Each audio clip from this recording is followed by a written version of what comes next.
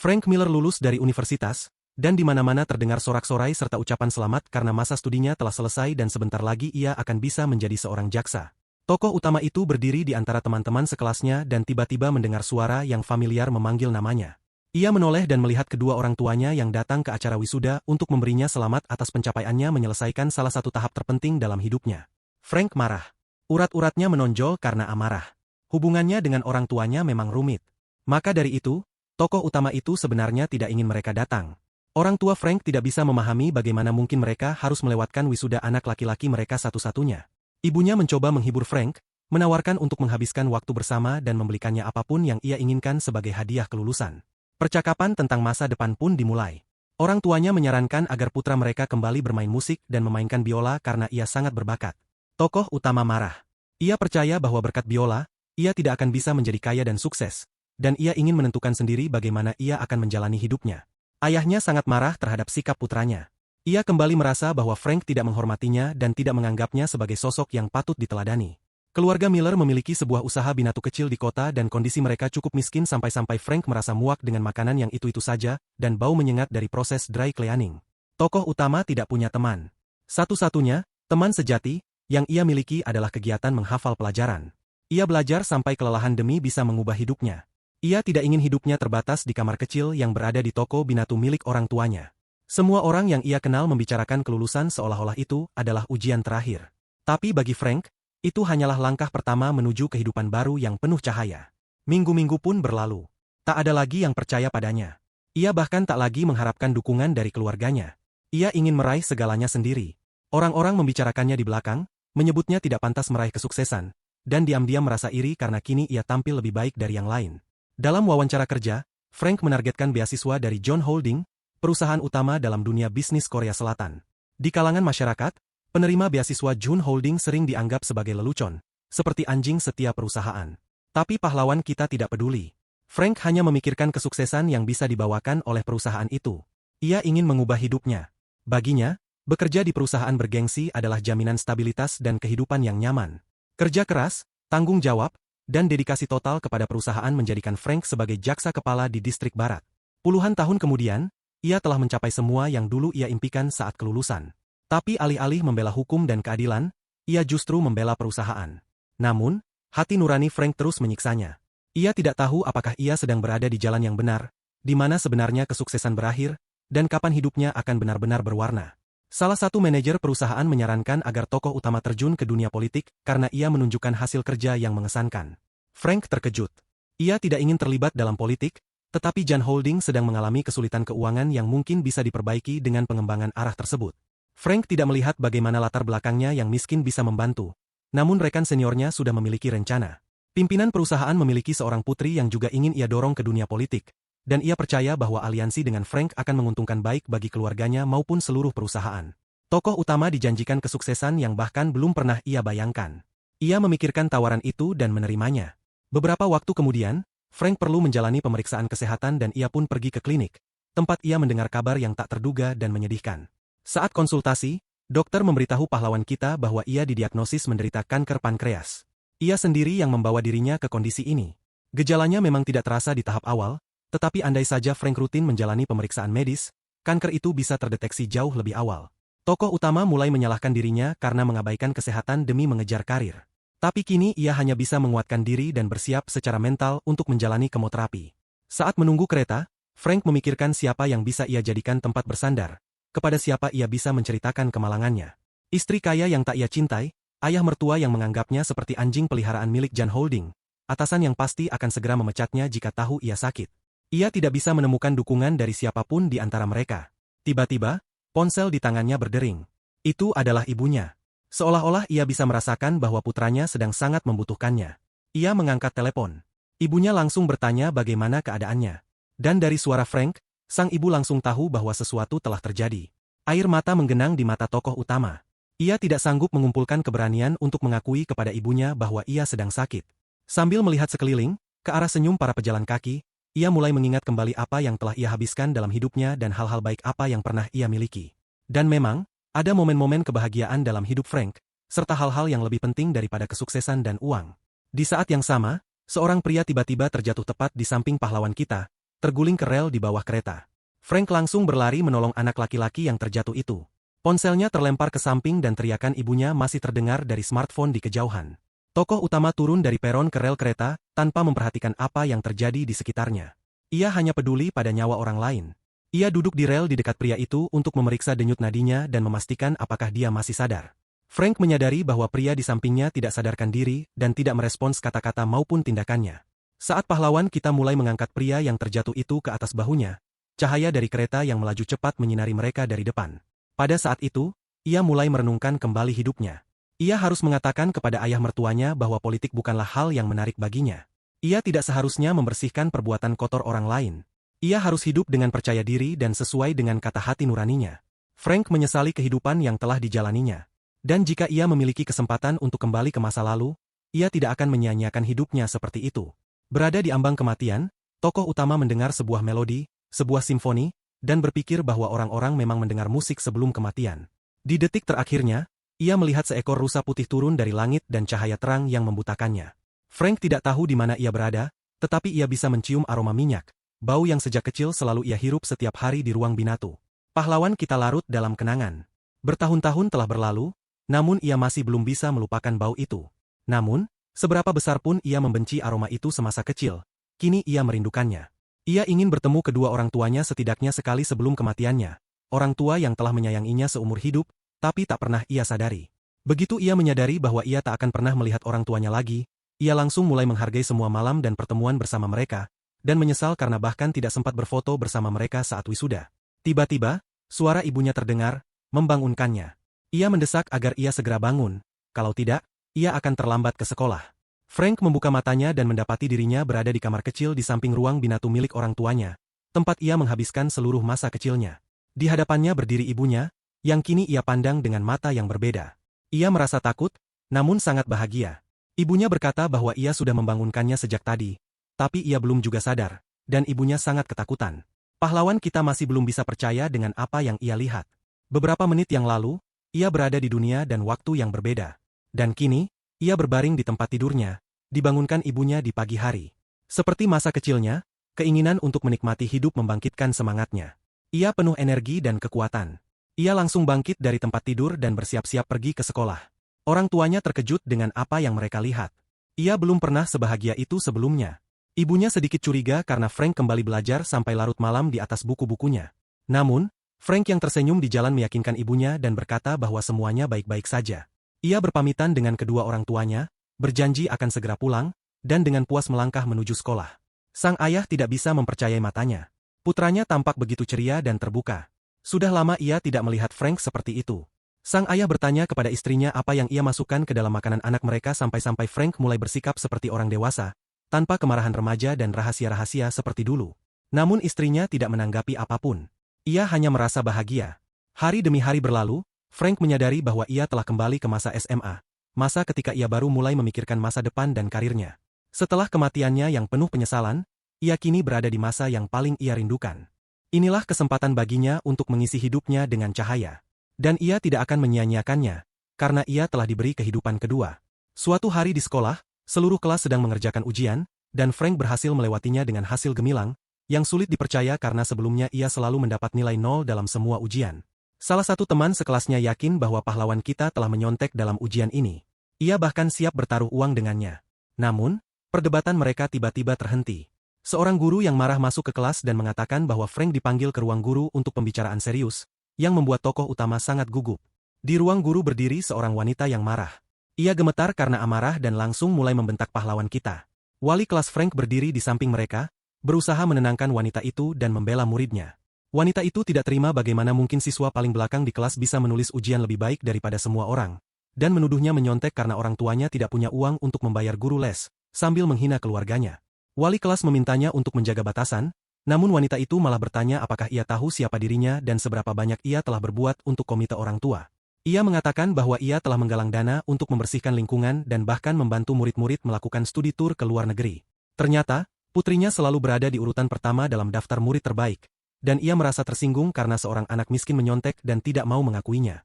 Frank berusaha sekuat tenaga menahan diri agar tidak berdebat dengan wanita itu, tetapi kata-katanya membuatnya hampir hilang kendali.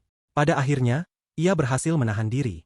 Seperti seorang jaksa sejati, ia mengucapkan isi pasal-pasal hukum pidana dengan hafal, dan mengatakan bahwa wanita itu menyalahgunakan posisinya sebagai ketua komite orang tua, namun tidak benar-benar melakukan apa-apa. Guru-guru lain mulai mendengarkan dengan saksama perdebatan tersebut, di mana Frank mulai menyebutkan insiden suap yang terjadi di kalangan para guru. Semua orang di sekitarnya memahami bahwa ia benar. Frank merasa puas dengan dirinya sendiri dan memutuskan untuk kembali bertanya apakah wanita itu benar-benar mengira bahwa ia telah menyontek. Wanita itu tidak tahu harus menggunakan argumen apalagi selain menekankan sikap tidak hormat Frank terhadap orang dewasa. Wali kelas pun campur tangan dalam perdebatan dan mengatakan bahwa tanpa bukti, tidak seorang pun bisa dituduh melakukan sesuatu, lalu mengirim Frank kembali ke kelas. Akhirnya, tokoh utama mengatakan kepada wanita itu untuk lebih berhati-hati dalam membuat tuduhan dan pernyataan di masa depan. Saat berjalan di lorong menuju kelas, Frank berpikir betapa ia seperti masalah berjalan, namun ia senang karena keadaan bisa membaik dalam situasi ini. Tiba-tiba, pandangannya tertuju pada papan pengumuman yang berdiri di tengah koridor. Ia memutuskan untuk mendekat dan melihat. Di antara berbagai pengumuman, ada poster klub musik klasik yang sedang merekrut anggota baru. Ia teringat bahwa seorang temannya pernah memberitahunya tentang grup ini dan mengundangnya untuk bergabung, karena bukan rahasia lagi bahwa Frank sebelumnya sangat menyukai bermain biola. Ia memang sangat menyukai bermain biola. Di rumah, ia selalu mendengarkan musik klasik. Itu membuatnya merasa tenang. Saat masih kecil, ia sering mengadakan konser kecil untuk orang tuanya. Mereka akan berkumpul di suatu ruangan, dan ia berdiri di tengah sambil menyatu dengan musik. Saat berjalan lebih jauh, Frank mendengar melodi yang familiar berasal dari ruang kelas di ujung koridor. Ia teringat bahwa itu adalah lagu yang dimainkan sesaat sebelum kematiannya, dan sempat membawa pikirannya kembali ke hari itu. Ia terpukau oleh simfoni Beethoven dan tidak menyadari bagaimana ia membuka pintu ruangan tersebut. Ia bukan satu-satunya yang terkejut saat mendapati dirinya berada dalam pelajaran klub musik klasik itu. Para siswa dan guru tidak menyangka akan ada yang mengganggu di tengah pelajaran. Frank meminta maaf karena mengganggu pelajaran mereka dan mengatakan bahwa ia sendiri tidak mengerti bagaimana ia bisa sampai di sana. Ia hanya mengikuti panggilan dari musik itu. Guru tersebut menduga bahwa karena ia tertarik pada musik, itu berarti ia memiliki kepekaan pendengaran yang baik, dan meminta pahlawan kita untuk memperkenalkan diri. James langsung berteriak menyebut nama Frank dan sangat senang karena temannya akhirnya datang ke kelompok mereka. James sebelumnya sudah menceritakan tentang Frank kepada gurunya, dan sang guru senang bahwa siswa tahun pertama yang memperoleh nilai ujian terbaik ternyata tertarik pada musik. Nama guru itu adalah Emily Wilson. Ia mengajar musik untuk siswa tahun kedua dan ketiga, dan ia mengusulkan agar Frank bergabung ke dalam klub mereka. Pahlawan kita merasa bingung dan mengatakan bahwa ia belum ingin bergabung. Emilia menyarankan agar ia tetap berada di ruangan dan melihat-lihat dulu.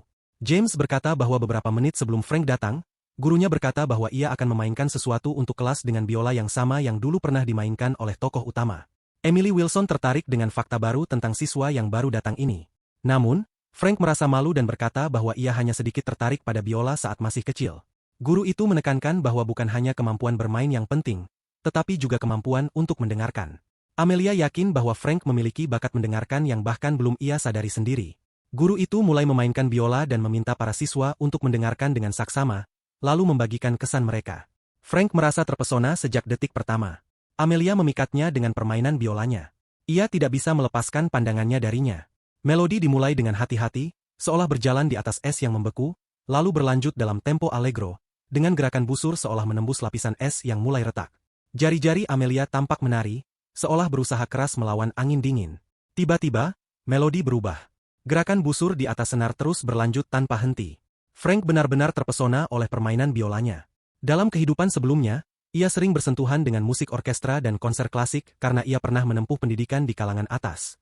Jadi, Frank bisa dengan jelas mengenali semua keterampilannya dan menyadari bahwa dia bukanlah guru musik biasa. Tokoh kita mengenali lagu yang dimainkan sang guru. Maka ia terkejut dan langsung tahu bahwa Frank memang mencintai musik klasik. Frank berkata bahwa permainan biolanya luar biasa. Ia benar-benar terkesan. Namun, ia juga memperhatikan bahwa tangan kanan sang guru pernah mengalami cedera dan belum pulih sepenuhnya, lalu memutuskan untuk bertanya langsung tentang hal itu. Emily Wilson menjadi tegang dan sedih, karena ia percaya bahwa cederanya sudah tidak lagi mempengaruhi permainannya. Tokoh utama mulai menjelaskan bahwa ia menegang pada jari telunjuk saat memegang busur. Hal ini sangat terlihat terutama saat melodi berubah. Frank mengalami hal ini untuk pertama kalinya dalam hidupnya.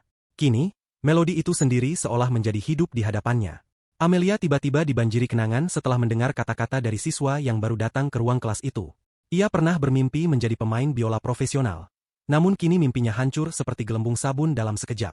Ia tidak mengerti bagaimana mungkin kebiasaannya yang tersisa setelah masa rehabilitasi bisa terbaca hanya dari satu penampilannya saja.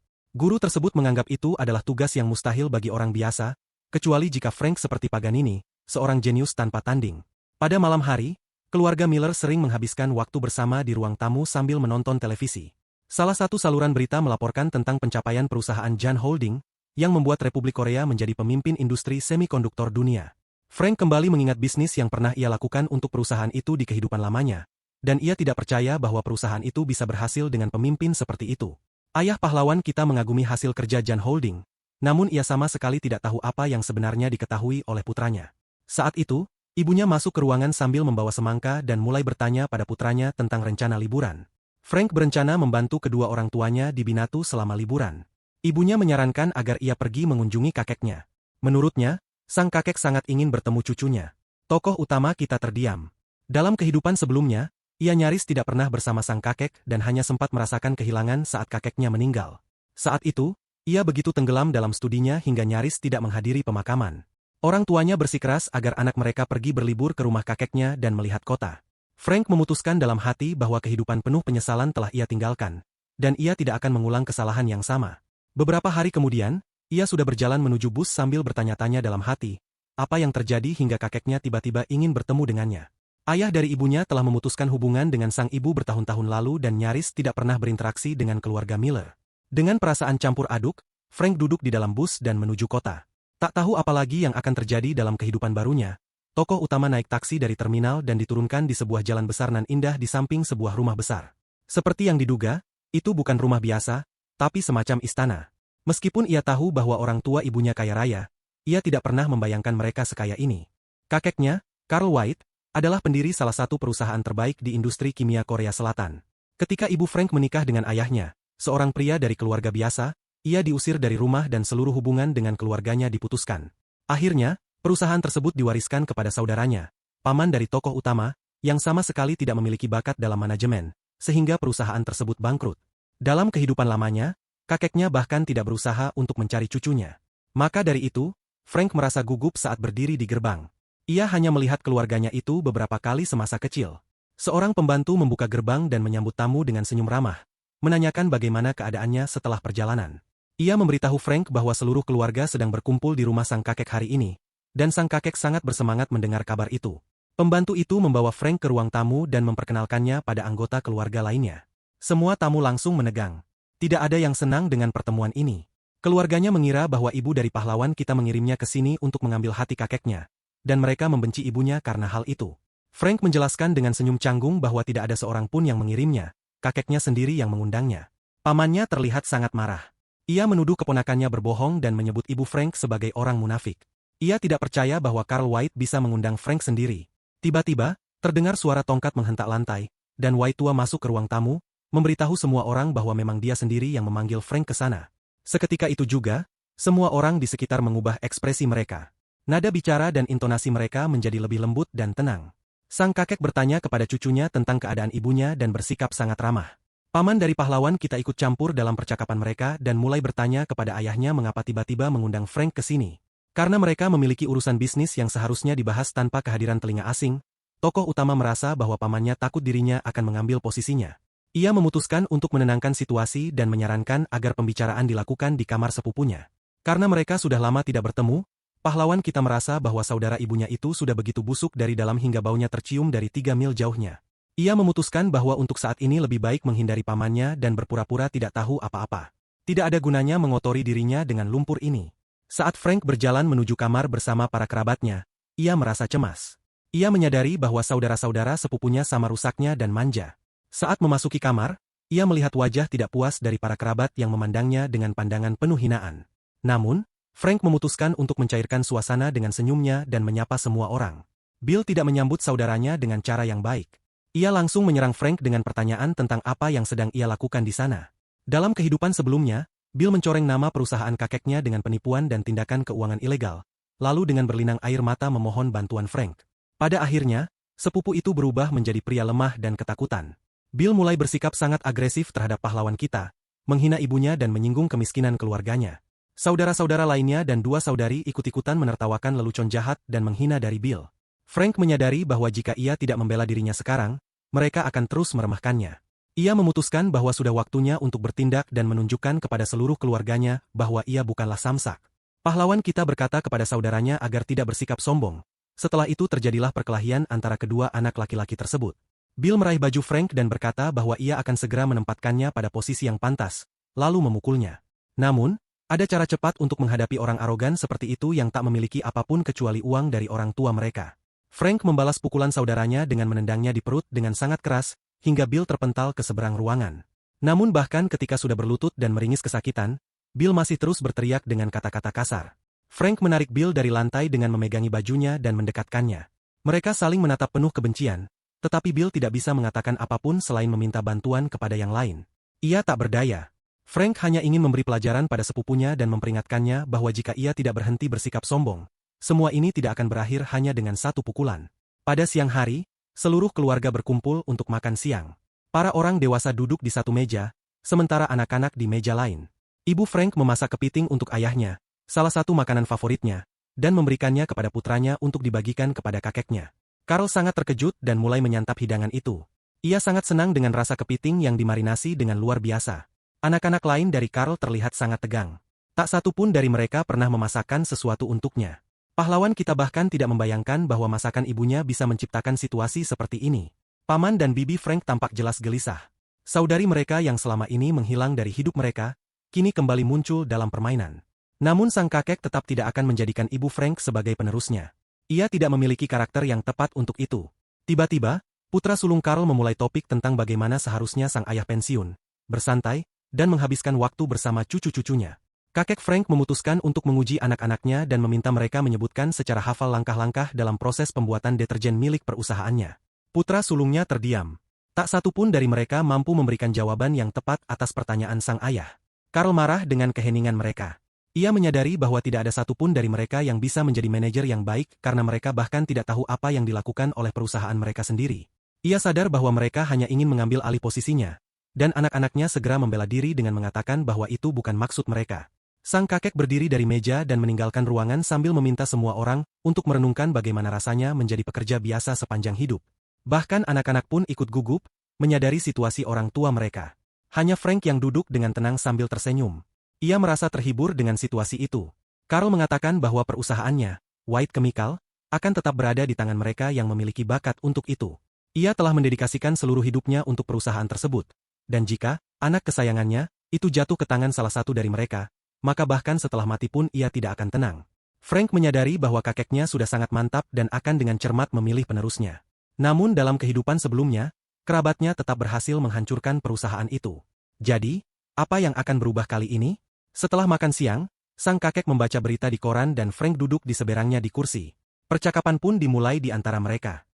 Sang kakek bertanya apa yang ingin dilakukan pahlawan kita saat ia dewasa nanti.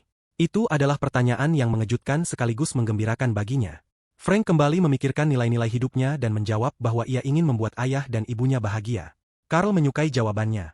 Cucu lelakinya ternyata adalah anak teladan dan bertanya apakah Frank ingin menghasilkan banyak uang untuk mewujudkan tujuan itu.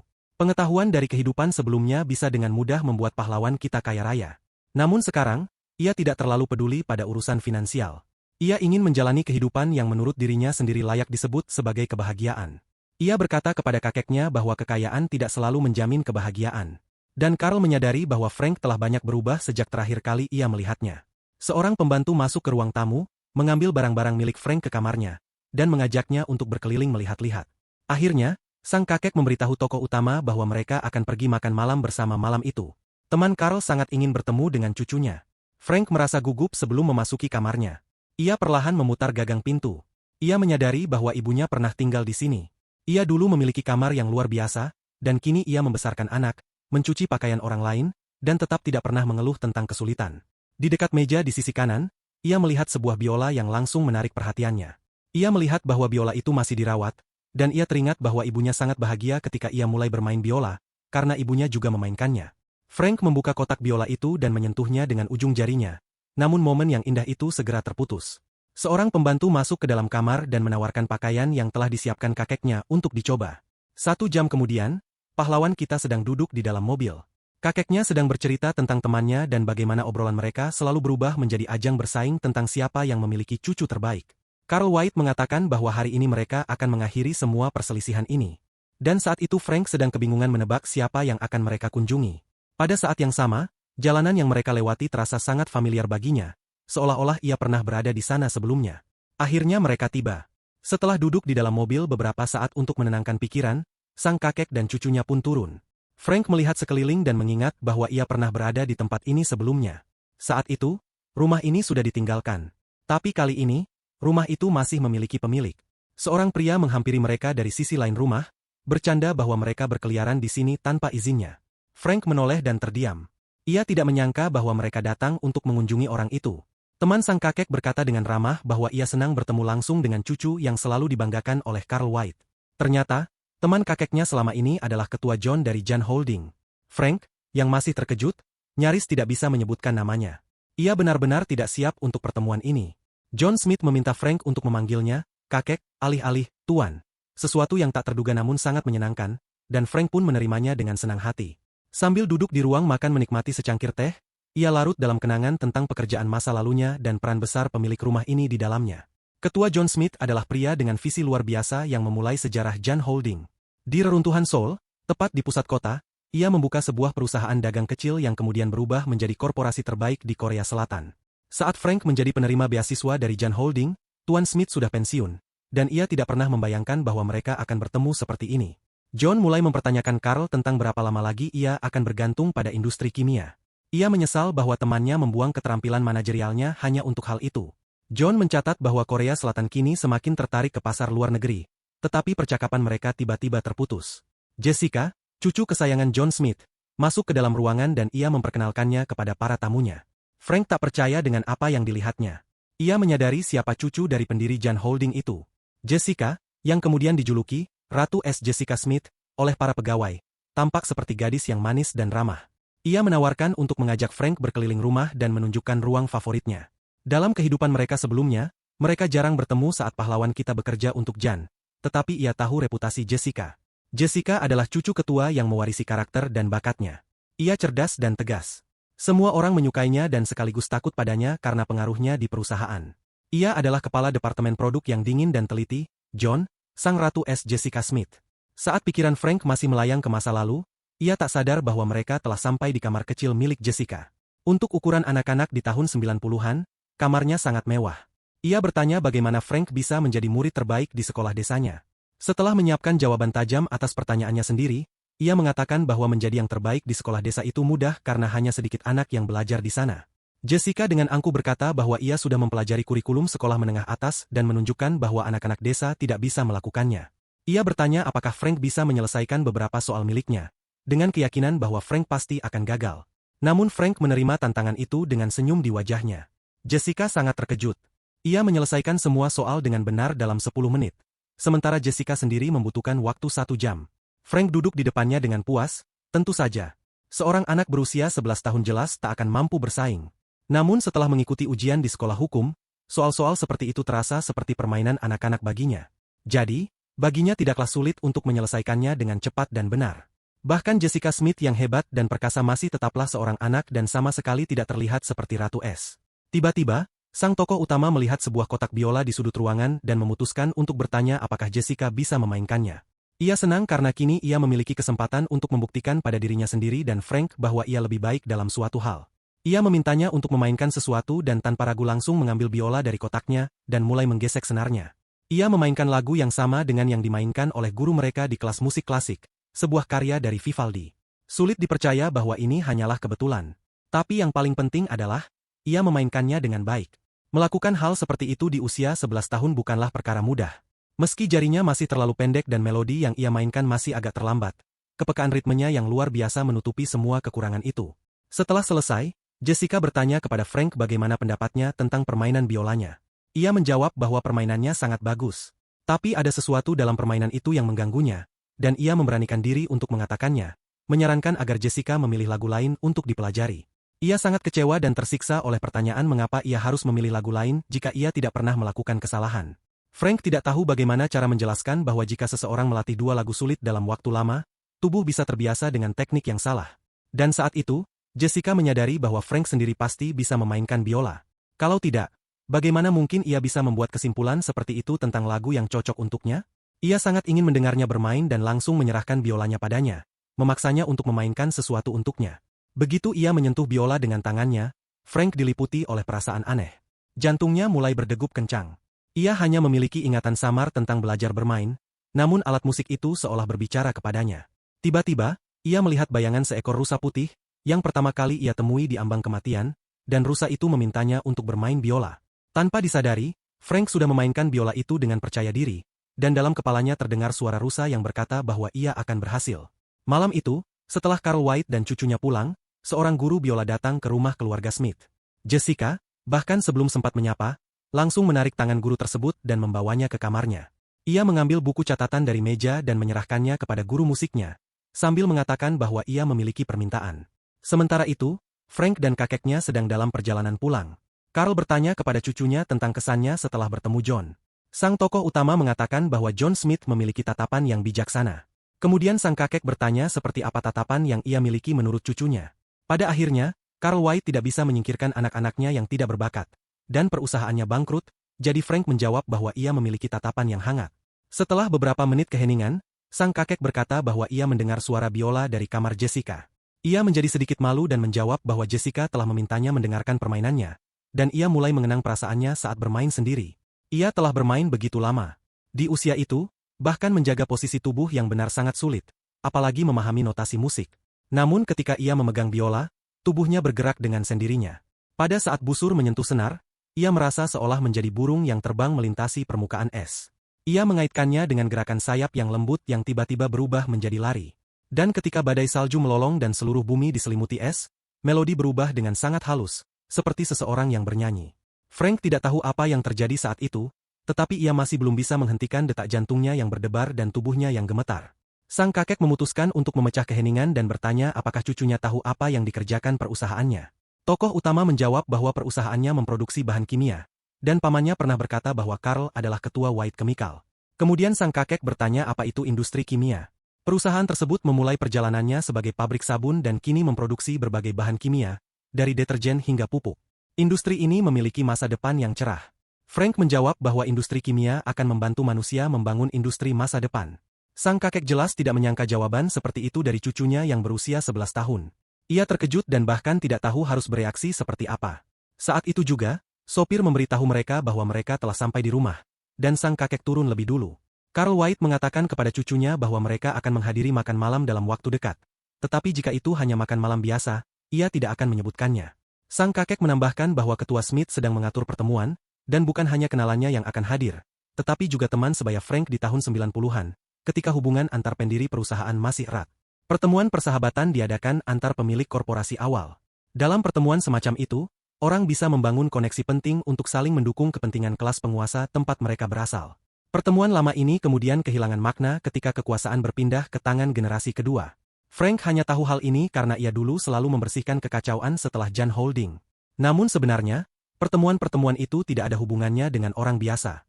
Itu adalah dunia mereka sendiri. Hal terpenting dari semua itu adalah bahwa hanya pewaris yang diakui yang boleh ikut serta dalam pertemuan tersebut. Dan saat itu Frank menyadari sesuatu. Ia berpikir bahwa kakeknya sedang mencoba menjadikannya sebagai penggantinya. Dan jika itu benar, maka tempatnya di dunia ini sudah ditentukan. Tokoh utama memutuskan dalam hati bahwa ia tidak akan membiarkan semua yang telah dibangun kakeknya runtuh begitu saja. Frank telah merasakan banyak emosi hari ini dan memiliki banyak hal untuk dipikirkan sebelum tidur. Dan selama itu pula, pelajaran musik terus berlangsung di rumah John Smith. Jessica memaksa gurunya untuk bermain lagi dan lagi. Ia meminta gurunya memainkan karya dari Vivaldi.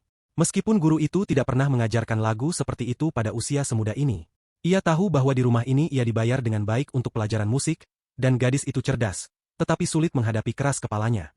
Guru itu bermain tanpa kesalahan, tetapi bagi Jessica, rasanya tidak sama karena penampilan Frank benar-benar membuat ruangan terasa seperti musim dingin datang. Ia membagikan pemikirannya kepada gurunya yang terkejut dan bertanya siapa itu Frank, karena Jessica belum pernah menyebutkannya sebelumnya. Keesokan paginya, kakek, Frank, dan Bill bertemu untuk sarapan di ruang makan. Frank bertanya kepada kakeknya bagaimana tidurnya. Ia duduk di sebelah Bill di meja, tersenyum padanya, dan menyapanya. Sepupu tokoh utama tidak tahu bagaimana bersikap setelah pertemuan terakhir mereka. Sejak hari itu, Bill bahkan tidak berani menatap matanya. Bagaimana mungkin ia bisa melakukan penipuan di kehidupan masa lalu jika ia bahkan tidak punya nyali? 1 menit kemudian, putri tertua Karl masuk ke ruang makan dan dengan gembira mengumumkan kepada semua orang bahwa ia telah memasak iga rebus. Namun kakek tidak menginginkan iga. Ia mengerti mengapa putrinya melakukan semua itu. Putrinya itu tidak pernah tertarik dengan memasak seumur hidupnya. Ia meminta kepiting yang dimasak oleh ibu Frank. Putrinya marah, namun segera menenangkan diri, lalu bertanya kepada ayahnya dengan siapa ia akan pergi ke jamuan makan malam kali ini. Karl White tampak terluka oleh sikap dan ucapan putrinya, dan menjawab bahwa bukan urusannya dengan siapa ia akan pergi ke jamuan makan malam gala tersebut. Bibi Frank secara tidak sengaja membocorkan bahwa para calon pewaris masa depan diundang ke pertemuan itu. Dan seperti yang diduga, para kerabat memiliki rencana sendiri untuk itu. Ia menyarankan agar Karl pergi bersama Bill, putranya, karena anak-anak lainnya masih terlalu muda untuk acara semacam itu. Kakek sangat marah. Ia bertanya apakah putrinya bahkan memahami tempat seperti apa yang sedang mereka bicarakan, dan kenapa ia dengan sembarangan menyarankan Bill sebagai pendamping. Baik putri Karl maupun putranya menjadi ketakutan. Putrinya mulai mencoba membela diri dengan mengatakan bahwa ini adalah kesempatan yang baik. Namun kakek tidak membiarkannya menyelesaikan ucapannya. Ia berkata bahwa ia tidak akan membawa anaknya bersamanya dan menyebut mereka bodoh dan serakah. Kemudian ia melirik ke arah tokoh utama dan mulai mengingat kembali pemikiran cucunya tentang masa depan industri kimia, yang sangat sejalan dengan pemikirannya. Lalu secara tiba-tiba, Karl White mengumumkan, mengejutkan semua orang yang hadir di meja makan, bahwa Frank akan pergi ke jamuan makan malam itu bersamanya. 1 jam kemudian, tepat setelah sarapan, Frank sudah berada di dalam mobil bersama sopir untuk memilih setelan pakaian untuk malam nanti. Ia melihat sekeliling, mengamati jalanan, dan tiba-tiba ia melihat tempat-tempat yang familiar. Kerumunan anak muda di gedung-gedung tinggi. Frank menyadari bahwa di luar jendela mobil adalah kota tempat ia berkuliah, yang langsung membangkitkan kenangan. Tiba-tiba, mobil mengerem mendadak. Tokoh utama membentur kursi depan dan tidak mengerti apa yang terjadi.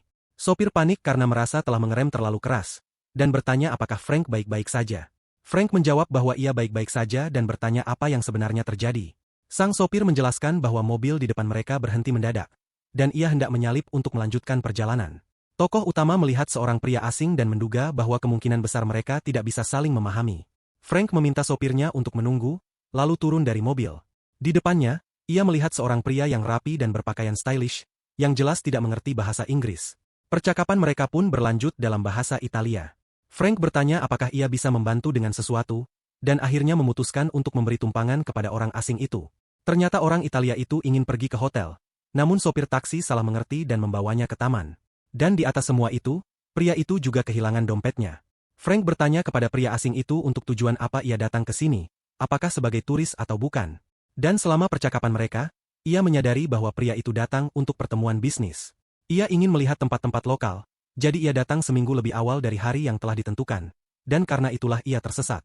Ia mengatakan kepada Frank bahwa menjalin pertemanan di seluruh dunia adalah hal yang luar biasa, dan kadang-kadang pertemuan kebetulan bisa berubah menjadi koneksi yang istimewa. Beberapa menit kemudian, mereka tiba di hotel. Orang asing itu senang bisa bertemu dengan tokoh utama dan percaya bahwa pertemuan mereka bukanlah suatu kebetulan. Pria itu ingin memberikan kartu namanya, namun ia tidak memiliki dompet. Jadi, ia memperkenalkan dirinya dan mengulurkan tangan kepada Frank. Namanya adalah Lorenzo Conte. Ia berkata bahwa jika tokoh utama tiba-tiba membutuhkan bantuan, ia bisa datang ke hotel ini dan menghubunginya. Setelah itu, ketika Frank kembali ke rumah, sopirnya pergi ke kantor kakek dan memberitahunya bahwa cucunya bisa berbahasa Italia. Sopir itu menambahkan bahwa kemampuan Frank dalam bahasa Italia bukan hanya setingkat sekolah. Ia berbicara dengan sangat lancar. Kakek terkejut dan menyuruh sang sopir pergi. Tapi ia terus memikirkannya.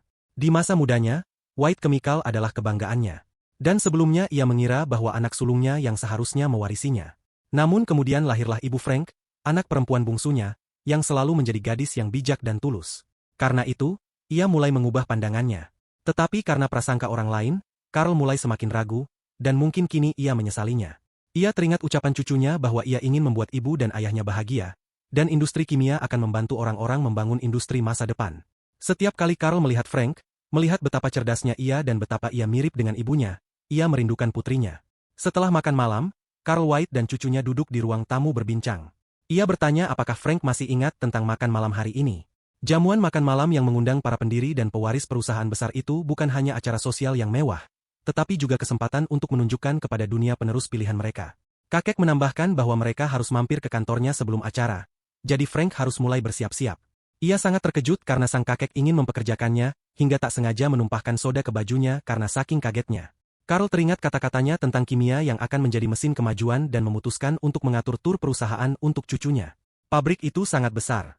Peralatan besar memenuhi lokasi, dan semuanya tampak sangat mengagumkan. Sang kakek melihat keterpesonaan di mata cucunya dan merasa senang. Ia bertanya apakah Frank menyukai pabrik itu dan apa pendapatnya.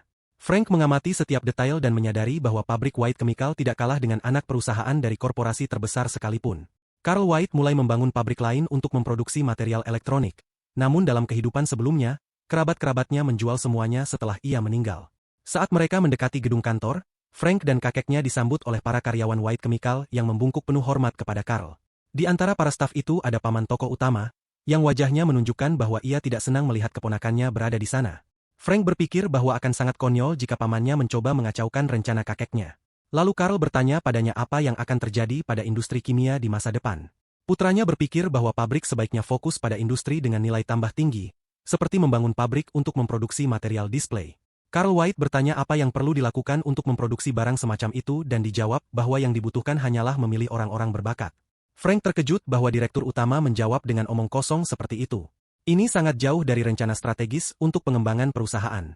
Berbeda dari industri lain, industri kimia sedang membangun fondasi untuk industri masa depan, dan pengembangan para spesialis yang ada adalah prioritas. Oleh karena itu, kata-kata sang paman menunjukkan betapa tidak tahunya ia terhadap apa yang ia kerjakan sendiri. Kakek mengatakan kepada putranya bahwa ia tidak pernah berhenti membuatnya kecewa dengan jawaban dan nasihatnya. Carl memanggil cucunya untuk melanjutkan. Frank menoleh ke arah pamannya dan berpikir bahwa inilah yang pantas ia dapatkan. Ia memperhatikan seseorang yang berdiri di belakang pamannya. Orang itu tampak sangat familiar. Saat berjalan menyusuri lorong menuju kantor, sang kakek bertanya kepada tokoh utama apa menurutnya makna dari menjadi seorang pemimpin. Frank menjawab dengan balik bertanya, bukankah tujuan bisnis adalah memastikan semua orang bisa makan dan hidup tercukupi? Ia berkata bahwa ia percaya bahwa berlebihan itu lebih buruk daripada kekurangan, dan Carl memujinya. Ia percaya bahwa cucunya akan tumbuh menjadi pria yang baik.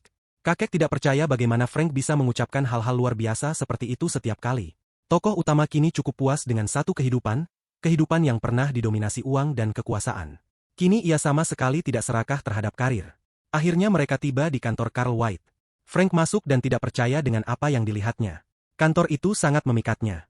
Ia berkeliling dan melihat setiap detail, lalu pandangannya jatuh pada sebuah lemari laci yang dipenuhi bingkai foto dan ia berhenti untuk melihatnya. Ia melihat foto ibunya di masa muda, sedang memegang biola dan tersenyum, dan pada saat itu ia menyadari betapa kakek sangat merindukan putrinya. Pada saat yang sama, kakek memanggilnya dan bertanya apakah ia pernah melihat gramofon. Frank segera berlari ke arahnya dan mulai memohon kepada kakek untuk mendengarkan sesuatu, setidaknya satu lagu, dan ia menyetujuinya dengan senang hati. Kakek mengeluarkan piringan hitam yang sudah usang. Dari tampilannya sudah jelas bahwa itu sering diputar sebelumnya, dan sonata musim semi karya Beethoven mulai terdengar. Melodi yang segar, nyaris manis, menyentuh telinga. Suara biola dan piano menciptakan harmoni yang luar biasa. Komposisi ini dapat disamakan dengan kelopak bunga yang menari di bawah angin semilir musim semi. Namun ini bukanlah pertunjukan seorang profesional. Sulit bagi orang awam untuk mengenali hal seperti ini dalam pertunjukan yang cukup baik. Sampul piringan tidak mencantumkan nama artis ataupun judul lagu, namun tampak sangat usang. Frank menyadari bahwa orang yang permainannya direkam di piringan hitam itu adalah ibunya, dan ia pun bertanya kepada kakek. Carl White bingung dan terkejut. Ia tidak mengerti bagaimana cucunya bisa langsung memahami segalanya dan bertanya kepadanya. Tokoh utama menjawab bahwa ia melihat foto ibunya di atas lemari laci, dan dalam foto itu ia sedang memegang biola. Kakek berkata bahwa putrinya berusaha sangat keras saat rekaman itu dibuat dan bahkan gurunya tidak pelit dalam memberikan pujian. Carl White terkejut bahwa hanya dengan mendengarkan satu kali, cucunya bisa membedakan antara permainan amatir dan profesional. Ia menyarankan Frank untuk mendengarkan piringan lain, dan melodi yang benar-benar berbeda pun mulai dimainkan, yang sejak nada pertama langsung membungkus ruangan dengan aroma bunga musim semi. Permainannya sangat sempurna tanpa satu kesalahan pun.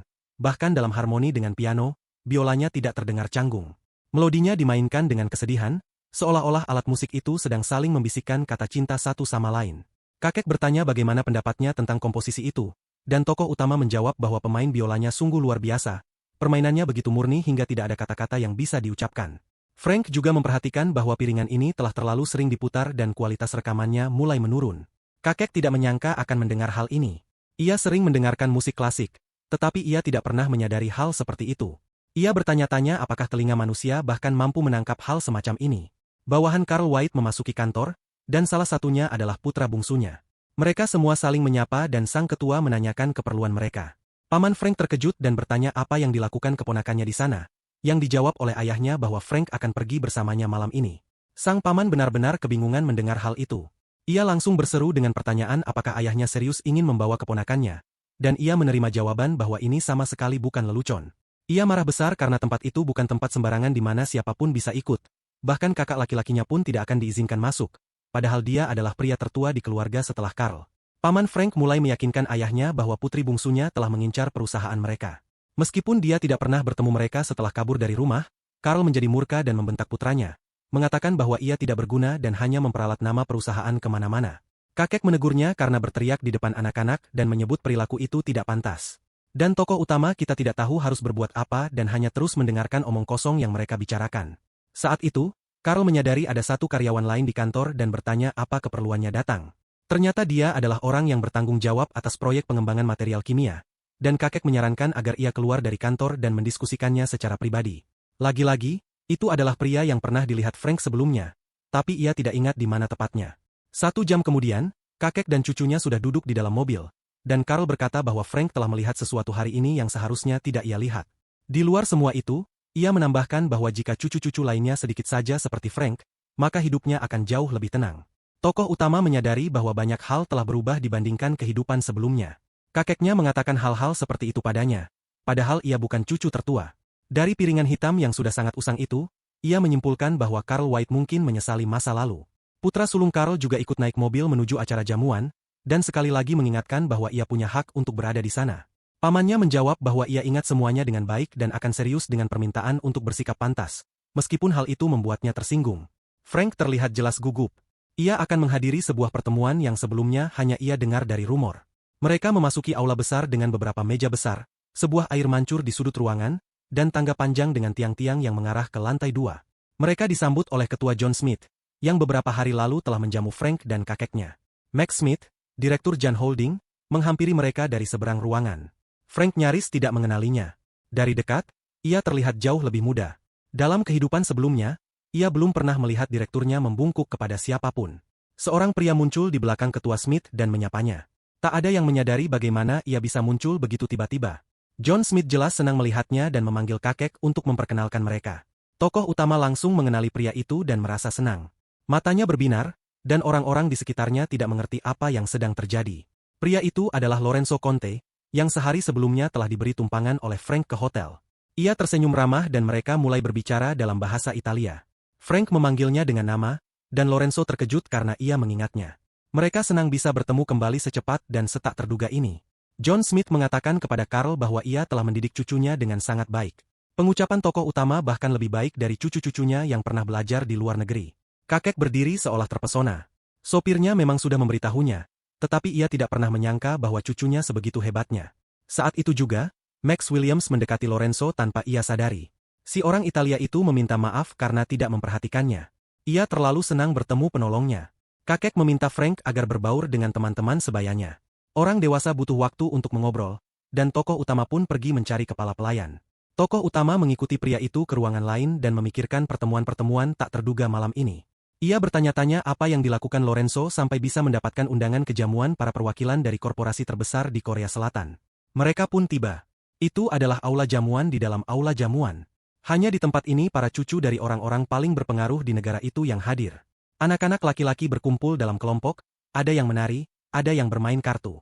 Frank memutuskan bahwa ia tidak akan mencari teman di tempat seperti ini. Tiba-tiba, namanya dipanggil. Ia menoleh dan melihat Jessica, yang sedang berjalan ke arahnya dan berkata bahwa ia merindukannya. Ketua Smith memiliki lebih dari 10 cucu. Tapi ia membawa Jessica ke jamuan ini, yang berarti bukan karena warisan secara kekeluargaan, melainkan karena seleksi alami. Frank berpikir bahwa kakeknya pun mulai mengubah pandangannya, dan Jessica terus-menerus menatapnya dengan tajam. Ia memintanya untuk mengajarinya bermain biola. Tokoh utama tidak mengerti mengapa ia membutuhkannya, karena setidaknya ia sudah punya guru yang baik. Jessica berkata bahwa ia menyukai guru yang sekarang, tetapi sebenarnya hanya Frank yang bisa memanggil musim dingin. Sesaat sebelum jamuan, John Smith meminta guru musik itu untuk berbicara dengan cucunya saat pertemuan. Ia mendengar bahwa guru tersebut pandai bermain piano, jadi ia memintanya untuk mengiringi. Guru Jessica mengira bahwa ini akan menjadi perayaan keluarga paling banyak, tapi ia melihat semua orang yang biasanya hanya muncul di TV ada di dalam ruangan ini. Pada suatu titik, Jessica tiba-tiba menghilang tanpa ada yang menyadari, dan Frank kembali ke aula tempat para orang dewasa berkumpul. Kakeknya mengundangnya untuk duduk bersamanya di meja. Tentu saja, mereka duduk di sebelah perusahaan milik ketua Smith. Dia juga merupakan teman kakek. Carl bertanya padanya apakah ia telah membuat teman. Kakek berkata bahwa suatu hari nanti, ia mungkin akan membutuhkan orang-orang dari tempat ini, tetapi ia harus belajar membedakan antara siapa yang dibutuhkan dan siapa yang membutuhkan dirinya. Frank mendengarkan kakeknya dengan saksama karena ia tahu bahwa kakek sengaja mengatakan itu padanya. Mungkin suatu saat White Chemical akan diserahkan kepadanya. Pengumuman dibuat di atas panggung bahwa akan ada pertunjukan sebelum makan malam, dan ketua Smith mengungkapkan bahwa cucunya yang akan tampil. Pada saat itu, tokoh utama menyadari mengapa Jessica pergi begitu tiba-tiba. Pembawa acara meminta semua orang menyambut Jessica dengan tepuk tangan. Pemain piano tampak tidak enak badan dan Frank khawatir apakah dia baik-baik saja. Melodi mulai dimainkan dan hampir di detik pertama, semua orang yang duduk di aula terhanyut. Ini adalah komposisi karya Vivaldi yang pernah dimainkan Frank di tempat Jessica. Ia terkejut betapa baiknya permainan gadis itu. Kemampuan Jessica jauh lebih baik dibanding sebelumnya, dari posisi tubuh hingga tekniknya sendiri. Dalam waktu sesingkat itu, ia berkembang begitu pesat dalam penampilannya. Entah berapa malam tanpa tidur yang ia habiskan untuk berlatih. Penonton pun terpukau. Semua memuji cucu ketua dan tidak percaya bahwa ini hanyalah hobinya. Jessica menghampiri Frank dan ia mengatakan bahwa penampilannya luar biasa dan indah. Namun saat itu juga, gadis itu menyerahkan biolanya dan berkata bahwa sekarang giliran Frank untuk tampil. Carl White tidak mengerti apa yang sedang terjadi. Ia bertanya kepada Jessica apa maksudnya, dan gadis itu menjawab bahwa Frank adalah pemain yang sangat hebat. Kakeknya bertanya apakah ia bisa bermain biola, tetapi Frank memutuskan untuk berpura-pura tidak bisa bermain daripada mempermalukan diri di depan semua orang. Namun Jessica tidak mundur. Ia mengatakan kepada semua orang bahwa Frank bahkan bermain lebih baik daripada gurunya sendiri. Namun Frank tidak yakin bisa bermain sebagus saat ia bermain untuk Jessica. Carl White berkata bahwa ia boleh melakukan apapun yang ia anggap tepat. Para pemimpin dunia bisnis hadir di sini, dan kakek membawanya untuk memperkenalkannya pada mereka. Frank bukan seorang profesional, jadi ia tidak perlu terlalu menuntut diri sendiri. Ia pasti akan baik-baik saja. Ia mengambil biola milik Jessica dan berkata pada kakeknya bahwa ia akan tampil di atas panggung, tetapi ia membutuhkan seorang pianis untuk mengiringinya. Di balik panggung, sang guru duduk gelisah dan senang karena semuanya akhirnya berakhir. Ia tidak ingin mengulang pengalaman semacam ini lagi. Namun tiba-tiba, seseorang memanggil namanya. Pembawa acara menghampiri dan memintanya untuk memainkan satu komposisi lagi. Ia tidak percaya pada telinganya. 1 menit yang lalu, ia bersyukur semuanya telah selesai, dan sekarang ia harus kembali menghadapi stres yang sama. Pembawa acara mengatakan bahwa ia diminta untuk menyampaikan bahwa bayaran kali ini bahkan akan lebih besar dari sebelumnya, dan matanya langsung berbinar penuh kepercayaan diri. Frank menghampiri mereka dan memperkenalkan diri. Ia mengatakan bahwa sekarang ia yang akan tampil dengan biola. Sebelum ia mulai, ia meminta sang guru untuk menahan napas sebelum menekan tuts pertama. Ia mengatakan bahwa saat guru memainkan bagian kedua, ia membuat kesalahan kecil pada bagian perubahan melodi. Sang guru mengira tidak ada yang akan menyadarinya, tetapi anak itu bisa menangkap kesalahan kurang dari 1 detik itu. Frank menenangkannya dan kembali mengingatkan soal menahan napas. Tokoh utama menyapa semua orang dan memperkenalkan diri melalui mikrofon, menambahkan bahwa ia bukan seorang profesional, tetapi ia meminta perhatian mereka dan mulai memainkan musiknya. Kakek selalu mendengarkan sonata yang dimainkan oleh ibunya setiap hari untuk mengobati rindunya. Ia siap bermain jika biola kecil ini bisa menghibur hati sang kakek. Jantungnya berdegup kencang seolah memohon padanya untuk bermain. Di saat-saat seperti itu ia merasa bahwa hidupnya akan berubah selamanya. Permainan Frank membuat para tamu seakan berada di taman musim semi. Penampilan luar biasa ini menghangatkan dan memenuhi jiwa dengan cahaya. Kakek terpesona. Ia tenggelam dalam kenangan tentang putrinya dan sangat bangga pada cucunya. Itu bukan sonata Beethoven yang nadanya telah terpatri dalam kepala sang guru. Seolah-olah itu adalah aransemen yang benar-benar baru, dan bagian biola yang ditempatkan dengan sempurna itu, tanpa jeda, membawanya menyusuri irama. Pesona hangat musim semi yang meresapi melodi biola, entah kenapa memunculkan gema kesedihan yang mendalam. Penampilan penuh perasaan ini mengingatkan pada pertemuan dengan orang yang dicintai. Namun hari musim semi yang terasa abadi itu tiba-tiba berakhir. Frank menurunkan biolanya, penuh emosi. Namun reaksi dari penonton tak butuh waktu lama. Semua langsung mulai bertepuk tangan. Jessica menjadi orang pertama yang berdiri dan mendukung teman barunya, dan semua penonton lain mengikutinya. Semua orang berdiri sambil bertepuk tangan dan mengagumi penampilan yang menakjubkan itu. Pujian terdengar dari segala arah. Frank mengucapkan terima kasih kepada semua orang yang telah mendengarkannya, dan senyumnya saat itu sangat mirip dengan senyum ibunya. Kakek teringat penampilan putrinya dan betapa bahagianya ia saat itu. Ia tak mampu menahan air mata dan membiarkan dirinya larut dalam perasaan. Cucu laki-lakinya berhasil membangkitkan perasaan yang telah ia simpan begitu lama. Setelah penampilan itu, Frank mendekati meja dan ketua Smith bertanya dengan heran apakah benar bahwa ia belum pernah belajar biola. Kakeknya, yang matanya basah, memanggil cucunya, menggenggam tangannya, dan mengucapkan terima kasih padanya. Frank tidak tahu harus berkata apa. Bahkan dalam kehidupan sebelumnya pun, ia selalu kebingungan di saat-saat seperti ini. Namun sepertinya, tak dibutuhkan kata-kata di sini. Mereka berdiri sambil berpegangan tangan dan saling menatap mata satu sama lain, dipenuhi kehangatan dan kebahagiaan. Keesokan harinya, Carl, putra sulungnya, dan Frank berkumpul di meja sarapan, dan putranya bertanya apakah hari itu ia akan membawa Frank ke suatu tempat. Paman berkata bahwa kemarin ia memperhatikan betapa sulitnya bagi keponakannya. Di usianya, lebih baik banyak beristirahat di rumah dan makan yang banyak. Tokoh utama hampir tidak bisa menahan diri mendengar ucapan seperti itu. Kemudian, Carl White berkata bahwa hari itu Frank akan mengunjungi ketua Smith dan meminta putranya untuk tidak khawatir tentang dirinya. Keduanya terkejut mendengar kabar tersebut. Paman bertanya mengapa ia harus pergi ke sana. Tetapi kakek berkata bahwa mobilnya sudah datang. Tokoh utama sedang dalam perjalanan dengan sopir keluarga Smith dan tidak mengerti apa yang sedang terjadi. Mungkin Jessica merindukannya dan memintanya untuk datang. Frank keluar dari mobil dan diliputi perasaan aneh. Rumah itu cukup menyeramkan. Pintu dibuka oleh Max Smith dan Jessica. Ia menatapnya dengan mata yang menyala dan memintanya segera masuk ke dalam. Tokoh utama berterima kasih atas undangannya, tetapi Max mengatakan bahwa seharusnya merekalah yang berterima kasih pada Frank karena telah datang. Jessica sangat memohon agar ia ikut les biola bersamanya selama liburan, dan jika bukan karena ketua White, Max tidak akan tahu bagaimana menghindar dari permintaan itu. Frank terkejut dan bertanya apakah itu berarti mereka sekarang akan belajar bermain bersama di rumah mereka, dan ia pun mendapat jawaban positif. Jessica meminta teman barunya mengajarinya menyelesaikan soal sebelum guru mereka datang. Setengah jam kemudian, ia menyadari ada bekas pensil yang terhapus di buku catatannya. Ia mencoba lagi dan lagi hingga menemukan jawabannya. Untuk anak berusia 11 tahun, ini adalah tingkat konsentrasi yang luar biasa, dan ia menjawab semuanya dengan benar. Frank bertanya apakah itu tidak terlalu sulit. Itu adalah topik yang kompleks dan pada usianya sebetulnya belum perlu memahaminya. Jessica menjawab bahwa sekali kamu menyerah, semuanya akan berakhir. Jadi bertahanlah dan jangan pernah melepaskan. Frank berpikir bahwa ini adalah semangat belajar yang khas dari para pewaris perusahaan besar, tetapi ia menikmati hal itu. Tokoh utama menambahkan bahwa sama sekali tidak perlu menjadikannya milikmu, bahkan jika ia tidak menginginkannya. Ia menambahkan bahwa ketua Smith tahu bahwa jika ia mencoba memiliki segalanya, maka akan timbul masalah. Tiba-tiba, secara tak terduga bagi mereka, ketua Smith masuk ke dalam ruangan dan bertanya kepada Frank, menurut pendapatnya, apa yang paling tidak dibutuhkan oleh John. Tokoh utama menjadi gugup. Ia berpikir untuk melontarkan lelucon, tetapi menyadari itu tidak akan berhasil, dan ia berkata bahwa sang ketua sudah menyingkirkan semua hal yang tidak dibutuhkan. John Smith mengamatinya dengan seksama dan terkejut atas jawabannya yang penuh pertimbangan. Ia hendak mengajukan pertanyaan lain pada tokoh utama, tetapi saat itu juga, seseorang masuk ke dalam ruangan dan menyelamatkan Frank.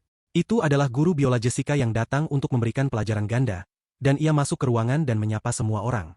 Frank menghela napas lega dan sedikit santai. Jessica sangat senang melihat gurunya, dan ketua kecewa karena pembicaraannya terganggu. Ia berkata pada Frank bahwa mereka akan melanjutkan pembicaraan lain kali, mendoakan pelajaran yang menyenangkan, dan meninggalkan ruangan. Tokoh utama yakin bahwa ketua Smith adalah tipe orang yang menyembunyikan pisau di balik senyuman. Ia akan menghancurkan siapapun yang tidak memiliki kekuatan batin dalam dirinya. Frank berharap kakeknya setidaknya bisa sedikit mengikuti contoh itu. Guru tersebut mengusulkan untuk memulai pelajaran bersama pertama mereka, dan membagikan buku catatan berisi partitur. Tetapi saat itu juga, tokoh utama mengakui sesuatu kepada mereka. Sang guru sangat marah. Ternyata Frank tidak bisa membaca notasi musik. Ia mengira hal itu mustahil setelah mendengar permainannya. Jessica tidak percaya. Ia bertanya bagaimana mungkin ia bisa bermain biola, bagaimana ia bisa membuat para tamu merasa seakan berada di taman musim semi. Frank berkata bahwa ia hanya mengulang komposisi itu beberapa kali, dan ia bisa memainkannya begitu baik sehingga sang guru memintanya menunjukkan telapak tangannya. Ia menunjukkan tangannya, dan guru itu melihat bahwa tangannya benar-benar bersih. Itu jelas tangan yang belum pernah belajar biola, dan ia memang benar-benar bermain tanpa bisa membaca not. Ia mulai bertanya-tanya apakah ia sedang menyaksikan kelahiran seorang jenius yang akan meninggalkan jejak di dunia musik. Secara tak terduga, seorang sopir datang menjemput Frank dan mengganggu pelajaran mereka. Ia harus segera bersiap dan masuk ke dalam mobil. Sopir itu menjemput anak laki-laki itu dan memintanya mengenakan sabuk pengaman, dan mereka segera melaju menuju rumah. Ketua Smith sedang berdiri di dekat jendela dan putranya, Max, masuk ke kantornya dan bertanya mengapa Frank pergi begitu tiba-tiba. Mereka membicarakan anak itu. Max berkata bahwa dia luar biasa dan bakat bukanlah sesuatu yang sudah dimiliki. Bakat harus ditemukan sendiri dan diambil alih. Max menambahkan bahwa kepekaan luar biasa Frank sama sekali tidak seperti anak biasa. Ada kesan kebijaksanaan dalam dirinya. Jessica masuk ke ruangan dengan wajah berseri dan penuh semangat dan ayahnya bertanya bagaimana pelajaran mereka tadi. Ia berkata bahwa Frank benar-benar hebat. Ia adalah seorang jenius dan ia ingin bisa bermain seperti dia. Kakek berkata pada cucunya bahwa ia sangat murah hati dalam memberi pujian. Dan tampaknya ia benar-benar menyukai Frank. Pada saat yang sama, mobil berhenti di rumah keluarga White dan tokoh utama berkata pada sopir bahwa ia akan masuk lebih dulu. Frank masuk ke ruangan dan melihat dua wanita berdiri di dekat jendela. Salah satu dari mereka adalah pengurus rumah tangga, dan pada sosok yang kedua, ia langsung mengenali siluet orang yang dicintainya. Itu adalah ibunya. Ia berbalik dengan senyum di wajahnya dan memanggil tokoh utama dengan penuh kasih sayang. Frank bertanya bagaimana bisa ia datang tanpa pemberitahuan dan mengapa bahkan tidak meneleponnya. Ia ingin keluar dan menyambut kedatangannya. Sang ibu menjawab bahwa ia sendiri tidak tahu bahwa ia akan datang secepat itu. Kakeknya telah mengirim mobil untuk menjemputnya pagi-pagi sekali. Frank tidak pernah menyangka bahwa kakeknya akan mengambil keputusan seperti itu. Dalam kehidupan sebelumnya, ia tidak sempat bertemu kembali dengannya sebelum kematiannya sendiri. Tetapi kali ini, semuanya berbeda. Tak lama kemudian, mereka bertiga berkumpul di ruang tamu, sebuah momen yang hampir tidak pernah terjadi sejak Frank lahir. Carl White bertanya kepada putrinya apakah sulit baginya untuk melakukan perjalanan sejauh itu, dan ia menjawab bahwa semuanya baik-baik saja sambil tersenyum manis. Ibu tokoh utama tidak mengerti apa yang bisa terjadi, hingga membuat ayahnya mengundangnya ke rumah dan bertanya apakah semuanya baik-baik saja dengannya. Kakek Frank menjawab bahwa semuanya baik dan bahwa ia masih pria yang tangguh, dan ibunya pun menghela napas lega. Pada saat itu, pengurus rumah tangga masuk ke ruangan dan membawa teh. Ibu langsung menyadari bahwa itu adalah teh jahe favoritnya dan mengucapkan terima kasih.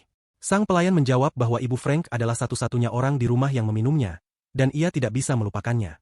Carl White terpana melihat tangan putrinya, seolah-olah baru beberapa hari yang lalu tangan kecil itu memegang biola. Tetapi waktu berlalu begitu cepat. Ia larut dalam kenangan dengan sedikit kesedihan di matanya, lalu memanggil putrinya dengan namanya dan berkata bahwa ia telah membesarkan putranya dengan sangat baik. Carl menambahkan bahwa Frank jauh lebih dewasa dibandingkan saudara laki-lakinya yang rakus dan tidak tahu malu. Ia juga menyebutkan bahwa banyak hal tentang orang tua bisa diketahui hanya dengan melihat anak mereka, dan memintanya agar lain kali datang bersama-sama. Ia menyinggung tentang suaminya dan berharap mereka bisa datang berkunjung bersama. Ia mengaku telah menyadari banyak hal selama tahun-tahun perpisahan itu. Putrinya tidak bisa menahan air matanya. Ia begitu terkejut dan terharu dengan kata-kata itu. Karena dalam kehidupan sebelumnya, ayahnya tidak pernah mengakui suaminya sebagai anggota keluarganya. Jarak emosional yang begitu dalam membuat hubungan mereka terputus. Namun kini, ayahnya mengakui bahwa ia sangat merindukannya. Mereka pun berpelukan. Es di antara mereka akhirnya mencair, dan sang putri kembali merasakan perhatian dan dukungan ayahnya. Pada saat yang sama di rumah keluarga Smith, Jessica bertanya kepada ayah dan kakeknya dengan heran mengapa mereka tidak pergi bekerja hari ini. Mereka menjawab bahwa mereka sedang menunggu seorang tamu yang sudah pernah Jessica temui. Dan pada saat itu juga, pelayan datang dan mengumumkan bahwa tamu tersebut telah tiba. Ia mengenali pria itu, tetapi ia tidak merasa senang. Ia lebih ingin melihat Frank. Sementara itu di rumah keluarga White, saat ibu dan kakek sedang berpelukan, tokoh utama mendengar berita yang ditayangkan di TV dan berjalan mendekat untuk menonton. Pria yang dibicarakan oleh reporter itu adalah tamu yang kini tengah menuju rumah ketua John Smith. Dialah orang asing yang pernah Frank antar ke hotel dan duduk di sebelahnya saat jamuan makan malam. Malam itu, tokoh utama bertanya-tanya apa sebenarnya yang dilakukan pria ini. Dan tiba-tiba, berita mengumumkan bahwa putra mahkota telah datang berkunjung ke Republik Korea. Ketua, direktur, dan Lorenzo Conte duduk di kantor John Smith dan membicarakan bagaimana reputasi hotel meningkat berkat kunjungan sang pangeran. Lorenzo dengan sopan menolak pujian tersebut dan berkata bahwa semua itu adalah hasil kerja keras John Holding, dan ia hanya menyumbangkan wajahnya. Putra mahkota abadi, Lorenzo Conte, pada awalnya sama sekali tidak memiliki hak atas tahta, tetapi kemudian menjadi pengganti yang luar biasa untuk pangeran sebelumnya. Dan ketika kunjungan Lorenzo ke Korea Selatan diliput oleh media, Hotel John Holding selalu tampak di belakangnya. Tidak perlu lagi dijelaskan betapa besar pengaruh hal itu. Ini adalah efek iklan yang tidak bisa dibeli dengan uang sebanyak apapun. Lorenzo bertanya kepada John Smith apakah ia boleh memintanya sebuah bantuan. Ia mulai mengingat malam perayaan tersebut dan ingin tahu apakah ada rekaman video penampilan Frank. Pangeran berpikir bahwa pada malam itu ada yang merekam, dan sang ketua menjawab bahwa bukan hal sulit untuk mendapatkannya, lalu bertanya untuk apa Lorenzo membutuhkannya. Lorenzo Conte menjawab bahwa salah satu temannya memainkan musik klasik dan ia sangat ingin menunjukkan penampilan tersebut kepadanya. Spencer, teman sang pangeran, adalah konduktor salah satu orkestra paling terkenal di Cremona, pusat musik dan biola di Italia. Ia sangat berbakat, sensitif, dan emosional, ciri khas dari banyak seniman. Setiap nada palsu yang terdengar dari instrumen melukai pendengarannya yang sensitif dan membuatnya sangat kesal. Hal ini baru saja terjadi saat salah satu sesi latihan. Seorang pemuda yang memainkan French horn membuat kesalahan. Spencer yang kecewa bertanya kepada manajernya setelah latihan apakah masih ada pemain horn yang layak di Cremona. Pemuda yang menjadi asisten pengiring itu tidak mengenai satupun nada dengan benar di hornnya. Namun asisten Spencer tidak mencoba menenangkannya. Ia berkata bahwa sang konduktor sudah menakut-nakuti semua orang dengan perfeksionismenya. Manajer itu mengatakan bahwa ia datang bukan untuk memberikan saran, melainkan untuk melaporkan bahwa Spencer mendapat panggilan, lalu menyerahkan telepon kepadanya. Dirigen itu sedang tidak ingin berbicara dengan siapapun, tetapi tetap memutuskan untuk menelepon balik. Ia menelepon kembali dan bertanya untuk apa panggilan itu, dan sebagai jawabannya, ia mendengar suara ramah dan ceria dari temannya, Lorenzo. Spencer kesal karena pangeran menelepon terlalu malam, tetapi Lorenzo mengatakan bahwa ia sedang berada di Korea dan menelepon untuk urusan penting. Lorenzo mengatakan bahwa ia telah menemukan seorang anak laki-laki yang sangat berbakat seperti Spencer di masa mudanya, tetapi temannya berkata bahwa ia tidak percaya anak itu benar-benar berbakat. Pangeran mengatakan bahwa ia akan mencari rekaman penampilan anak itu dan membawanya. Spencer tidak mendengarkan sampai akhir dan langsung menutup telepon. Ia memberikan ponselnya kepada manajernya dan memutuskan bahwa pangeran itu benar-benar sudah gila karena usia tua. Menurutnya, setelah Mozart, semua bakat telah punah. Sementara kakek sedang berbicara dengan putri dan cucunya, putri sulung dan dua anak laki-laki lainnya kembali ke rumah keluarga White untuk makan malam. Begitu mereka melihat Ibu Frank, wajah anak-anak Carl yang lain langsung berubah. Putri sulungnya langsung berteriak menanyakan apa yang sedang terjadi di sana. Anak-anak lainnya ikut menekan adik perempuan mereka. Mereka membombardirnya dengan pertanyaan tentang apa yang dia lakukan di sana, dan apakah dia tidak malu untuk kembali. Ibu Frank duduk dalam keadaan sedih dengan mata yang basah oleh air mata. Ia sebenarnya tidak ingin bertemu mereka karena ia tahu begitulah cara mereka akan menyambutnya. Carl White tidak bisa menahan sikap kurang ajar anak-anaknya. Ia menghentakkan tangannya dan menyuruh semuanya diam dan duduk. Ia menatap tajam ke arah anak-anaknya dan mengumumkan bahwa ia punya sesuatu untuk disampaikan kepada mereka semua. Ayah mengumpulkan semua anggota keluarga di ruang tamu untuk membicarakan masa depan White Chemical. Ia mengatakan bahwa mulai hari ini, putri bungsunya, Monica, Ibu Frank, juga akan ikut ambil bagian dalam pengelolaan perusahaan. Anak-anak lainnya bereaksi keras terhadap keputusan ayah mereka. Mereka bertanya apa maksud dari semua ini. Apa maksudnya Monica ikut mengelola perusahaan? Ia tidak mengerti apa-apa. Anak sulung mengatakan bahwa ini adalah omong kosong belaka. Ia membiarkan seseorang yang bahkan tidak pernah meneleponnya selama puluhan tahun membuat keputusan. Anak laki-laki itu berkata bahwa ia mengerti bahwa ayahnya sangat emosional karena pertemuan yang sudah lama dinantikan dengan putrinya, tetapi memintanya untuk memikirkan ulang keputusan itu. Namun Carl White menjawab dengan tegas bahwa dalam dunia bisnis, yang penting bukan jenis kelamin, tetapi kemampuan. Dan lagi pula, tidak satupun dari anak-anaknya yang menunjukkan hasil apapun.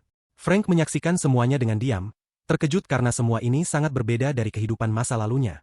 Kakeknya memilih bukan pamannya, yang dulu mendapatkan status pewaris hanya karena jenis kelaminnya, tetapi ibunya, yang memiliki kemampuan luar biasa.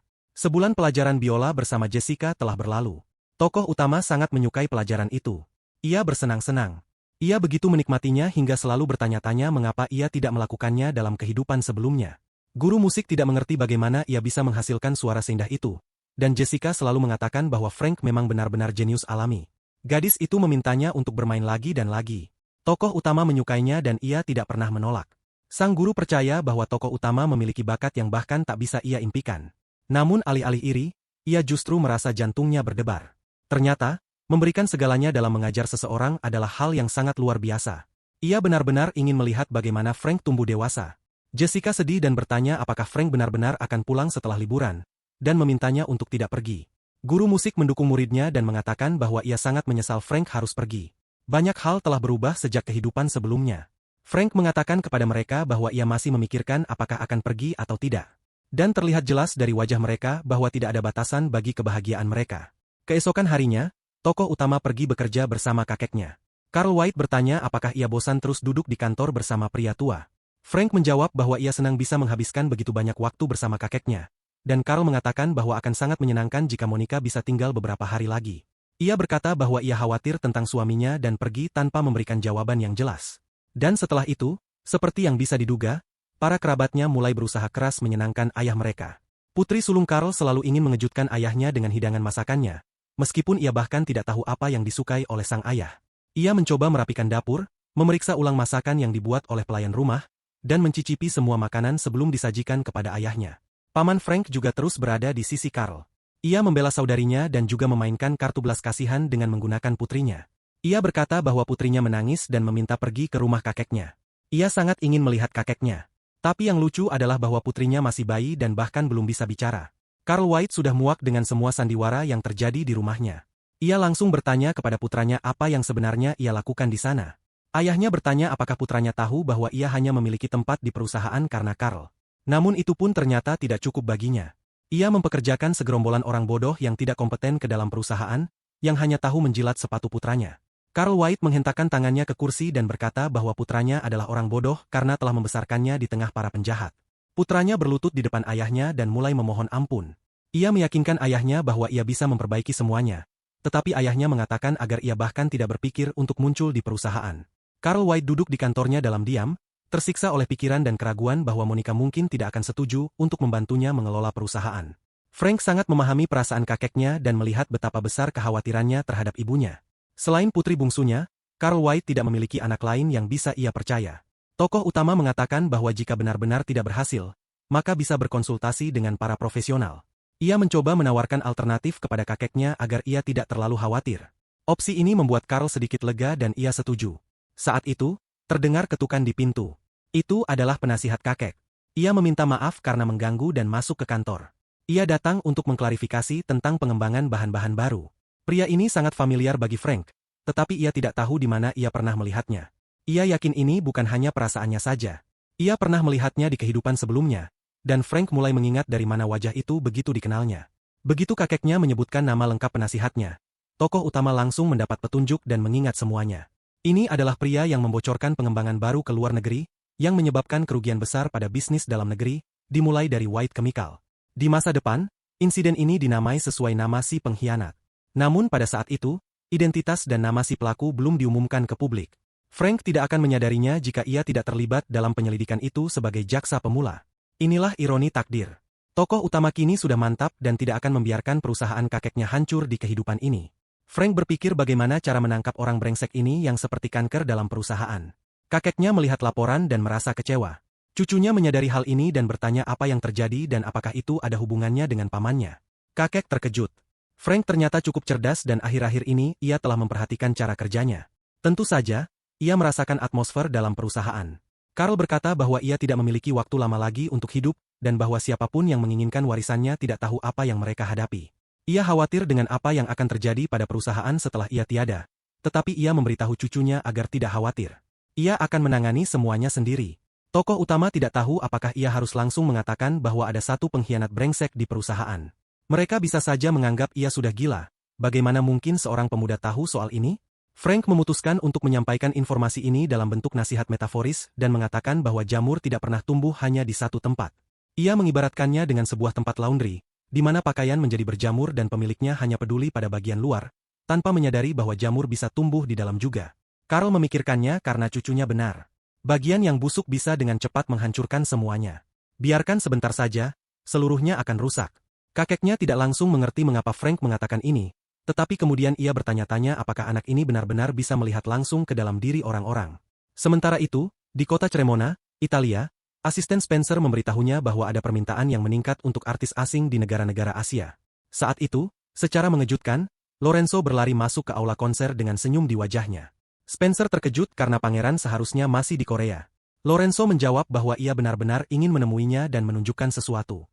Ia mengeluarkan kaset dari tasnya dan mengatakan bahwa itu berisi rekaman penampilan anak laki-laki yang baru saja ia bicarakan di telepon. Temannya bereaksi agresif terhadap kaset itu dan mengatakan bahwa ia tidak ingin menyakiti matanya dengan omong kosong tidak berguna. Lorenzo tidak menyerah.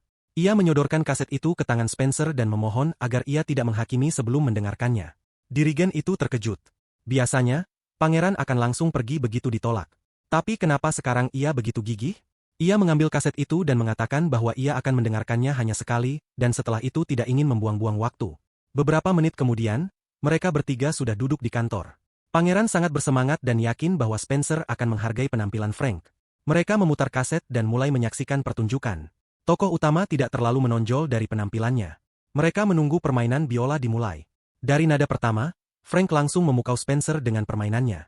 Teman pangeran itu tidak bisa percaya dengan apa yang ia dengar. Ia tidak bisa melepaskan pandangannya dari Frank dan mendengarkan komposisi itu dengan seksama dari awal hingga akhir. Permainannya benar-benar di luar dugaan. Ia mengira akan mendengar apa saja kecuali penampilan yang mencengangkan ini. Ia tersenyum untuk pertama kalinya setelah sekian lama mengisi latihan dan pertunjukan. Saat pertunjukan selesai, Lorenzo bertanya apakah anak itu benar-benar jenius dan apakah Spencer menyukainya. Spencer hanya bertanya dari mana anak itu berasal dan memerintahkan manajernya untuk segera memesan tiket ke Korea untuk pertunjukan berikutnya. Sementara itu, di Korea, pagi-pagi sekali, Carl White pergi ke suatu tempat bersama cucunya. Frank tidak tahu kemana mereka akan dibawa.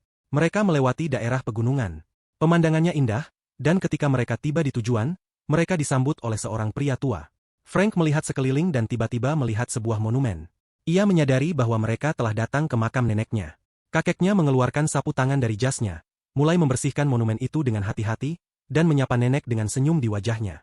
Ia ingin menceritakan kepada cucunya kisah tentang bagaimana mereka bertemu dan meminta Frank untuk mendengarkan baik-baik. Carl White bertemu dengan istrinya pada usia yang kurang lebih sama dengan usia Frank sekarang. Ia mengurus rumah tangga keluarga White dan ketika mereka tumbuh dewasa dan memutuskan untuk menikah, orang tua mereka secara tegas menentangnya. Lalu kakek Frank dan kekasihnya melarikan diri dari rumah dan pindah ke ibu kota. Nenek bertanya kepadanya apakah mereka akan menyesalinya. Tetapi Carl menjawab bahwa ia sudah merasa memiliki seluruh dunia di tangannya dan tidak ada yang perlu disesali. Namun sekarang, ketika istri Carl sudah tidak berada di sisinya, banyak hal dalam hidupnya tidak berjalan sebagaimana mestinya. Mereka duduk dalam diam dan saling menatap. Tiba-tiba kakek bertanya kepada cucunya apakah ia menyukai musik. Frank bingung. Ia sangat ingin membantu kakeknya dalam bisnis. Tetapi dalam kehidupan barunya, musik dan dirinya seolah menyatu dalam permainan biola. Ia merasa hidup. Setelah makan siang, mereka sudah berada di kantor White Chemical. Hari ini, seperti yang sering terjadi akhir-akhir ini, para karyawan membuat kesalahan. Para bawahan datang ke kantor ketua satu persatu dengan berbagai pertanyaan. Dan kini giliran sang penasihat. Ia ingin mengklarifikasi sesuatu terkait dokumen pengembangan bahan baru. Sementara itu, Frank sedang memikirkan cara untuk membongkar kejahatannya. Tokoh utama telah melewatkan pelajaran biola selama beberapa hari terakhir demi mengawasi situasi. Tetapi ia masih belum menemukan cara untuk menjatuhkan si brengsek itu. Ia teringat pada percakapan pagi hari bersama kakeknya. Kakeknya hanya meminta satu hal, yaitu bahwa ia akan membantu jika perusahaan suatu saat membutuhkannya. Cucu itu menjawab bahwa semuanya akan baik-baik saja dengan White Chemical dan kakeknya tidak perlu khawatir. Ketika penasihat pergi, Carl memperhatikan bahwa Frank tampak termenung dan murung. Ia berkata kepada cucunya bahwa jamur memiliki bau yang cukup menyengat dan mereka akan segera mensterilkan semuanya hingga bersih. Suasana hati tokoh utama langsung berubah dan matanya berbinar. Ternyata kakeknya sudah mengerti semuanya tentang si penasihat. Carl White telah menghabiskan seluruh hidupnya di garis depan dunia bisnis. Dan sungguh bodoh bagi Frank jika hanya mengandalkan pengalaman dari kehidupan sebelumnya. Sore harinya, ia mengikuti pelajaran biola bersama Jessica, dan ia senang bisa kembali setelah absen beberapa hari. Guru memuji Jessica. Kini permainannya jauh lebih baik dibandingkan sebelumnya, semua berkat latihan yang tekun. Namun sang guru duduk termenung dengan suasana hati buruk.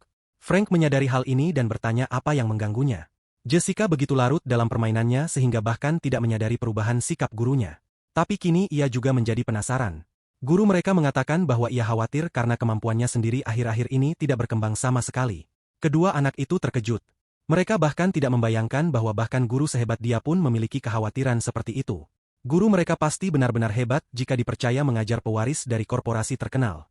Frank tiba-tiba menyadari bahwa ia belum pernah melihat gurunya bermain biola. Dan Jessica mendukung pernyataannya karena gurunya dulu lebih sering bermain. Teman tokoh utama memohon kepada gurunya untuk memainkan biola, dan akhirnya berhasil. Guru itu mendekati Frank dengan satu permintaan. Ia ingin Frank memberikan komentar atas permainannya. Ia pernah bisa menangkap kesalahan ketika guru itu bermain piano. Maka ia yakin hanya Frank yang bisa mengetahui apa masalahnya. Ia mengambil biola dan mulai bermain. Komposisinya dimainkan tanpa satupun kesalahan. Jessica menikmati penampilan itu dan Frank mendengarkan dengan seksama. Begitu sang guru selesai, ia langsung bertanya kepada tokoh utama bagaimana pendapatnya tentang permainan tadi. Jessica berteriak bahwa itu sempurna. Tetapi memang ada sesuatu yang mengecewakan dari permainannya. Meskipun sekilas tidak ada yang salah, tiba-tiba Frank menyadari di mana letak masalahnya. Ia bertanya kepada sang guru apakah ia selalu berpikir satu ketukan lebih cepat di kepalanya saat bermain. Ia menjawab bahwa memang benar, ia melakukannya agar tidak terjadi satupun kesalahan, terutama di bagian ketika gerakan busurnya naik dan turun. Tokoh utama mengatakan bahwa masalahnya adalah ia terlalu berusaha bermain dengan sempurna. Keinginannya untuk tampil sempurna justru menjadi kesalahan itu sendiri. Ketika teknik permainan dikuasai hingga ke batas maksimal, melodi menjadi rusak. Sementara itu di Italia, Spencer yang sedang merenung duduk di kantornya setelah pidato lain dan bertanya kepada asistennya apakah masih ada bakat alami di dunia ini. Manajernya menjawab bahwa tentu saja ia percaya bahwa ada musisi dengan bakat berbeda-beda, tetapi ia menganggap bakat tidak ada artinya tanpa kerja keras dan pengalaman. Namun ia berpikir demikian sampai akhirnya melihat penampilan Frank. Permainan Frank terus terngiang di kepalanya.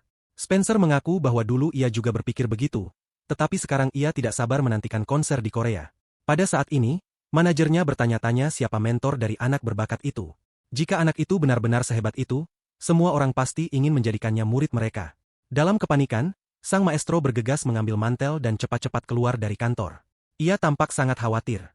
Spencer menyalahkan dirinya sendiri karena tidak menyadari bahwa ada orang lain selain dirinya yang ingin merekrut tokoh utama. Keesokan harinya, Frank dan kakeknya pergi ke klub golf atas undangan ketua John Smith. Itu adalah klub golf pribadi yang tertutup untuk orang biasa. Bahkan putra ketua pun tidak bisa masuk tanpa izin. Dalam kehidupan sebelumnya, Frank sangat berusaha untuk bisa masuk ke klub ini, tetapi ia gagal. Dan sekarang, ketika akhirnya itu terjadi, ia sangat senang. Ketua Smith berkata bahwa ia iri pada kakek Frank karena memiliki cucu yang sangat bijak dan ia mengedipkan mata kepada Carl. Ia juga menambahkan bahwa kaki Jessica sedang sakit dan ia tetap tinggal di rumah. Tetapi ia pasti akan menyesal ketika mengetahui bahwa tokoh utama datang ke klub dan melihat apa yang terjadi. Ketua mulai membicarakan video penampilan Frank, dan John Smith mengatakan bahwa video itu telah sampai ke Jepang. Orang Jepang memberitahunya bahwa Nona Samantha ingin bertemu langsung dengan tokoh utama. Samantha, yang dikenal dengan julukan Ratu Dawai, permaisuri dunia musik, menjadi terkenal jauh melampaui batas negara Jepang dan menjadi maestro dengan reputasi dunia. Frank tidak tahu video apa yang dimaksud, tetapi ia mulai curiga bahwa itu ada hubungannya dengan permainan biolanya. Carl White merasa bahwa White Chemical perlu diwariskan kepada seseorang yang bijak, tetapi ia sendiri akan sangat menyesal jika bakat cucunya terbuang sia-sia. Ia pun memutuskan untuk bertanya langsung kepada cucunya. Carl mendekat dan bertanya kepada Frank apakah ia ingin belajar ke luar negeri.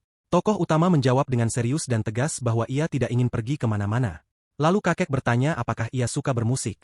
Frank menyadari bahwa kakeknya menyayanginya dengan cara yang dulu tak bisa ia tunjukkan kepada putrinya, Monica.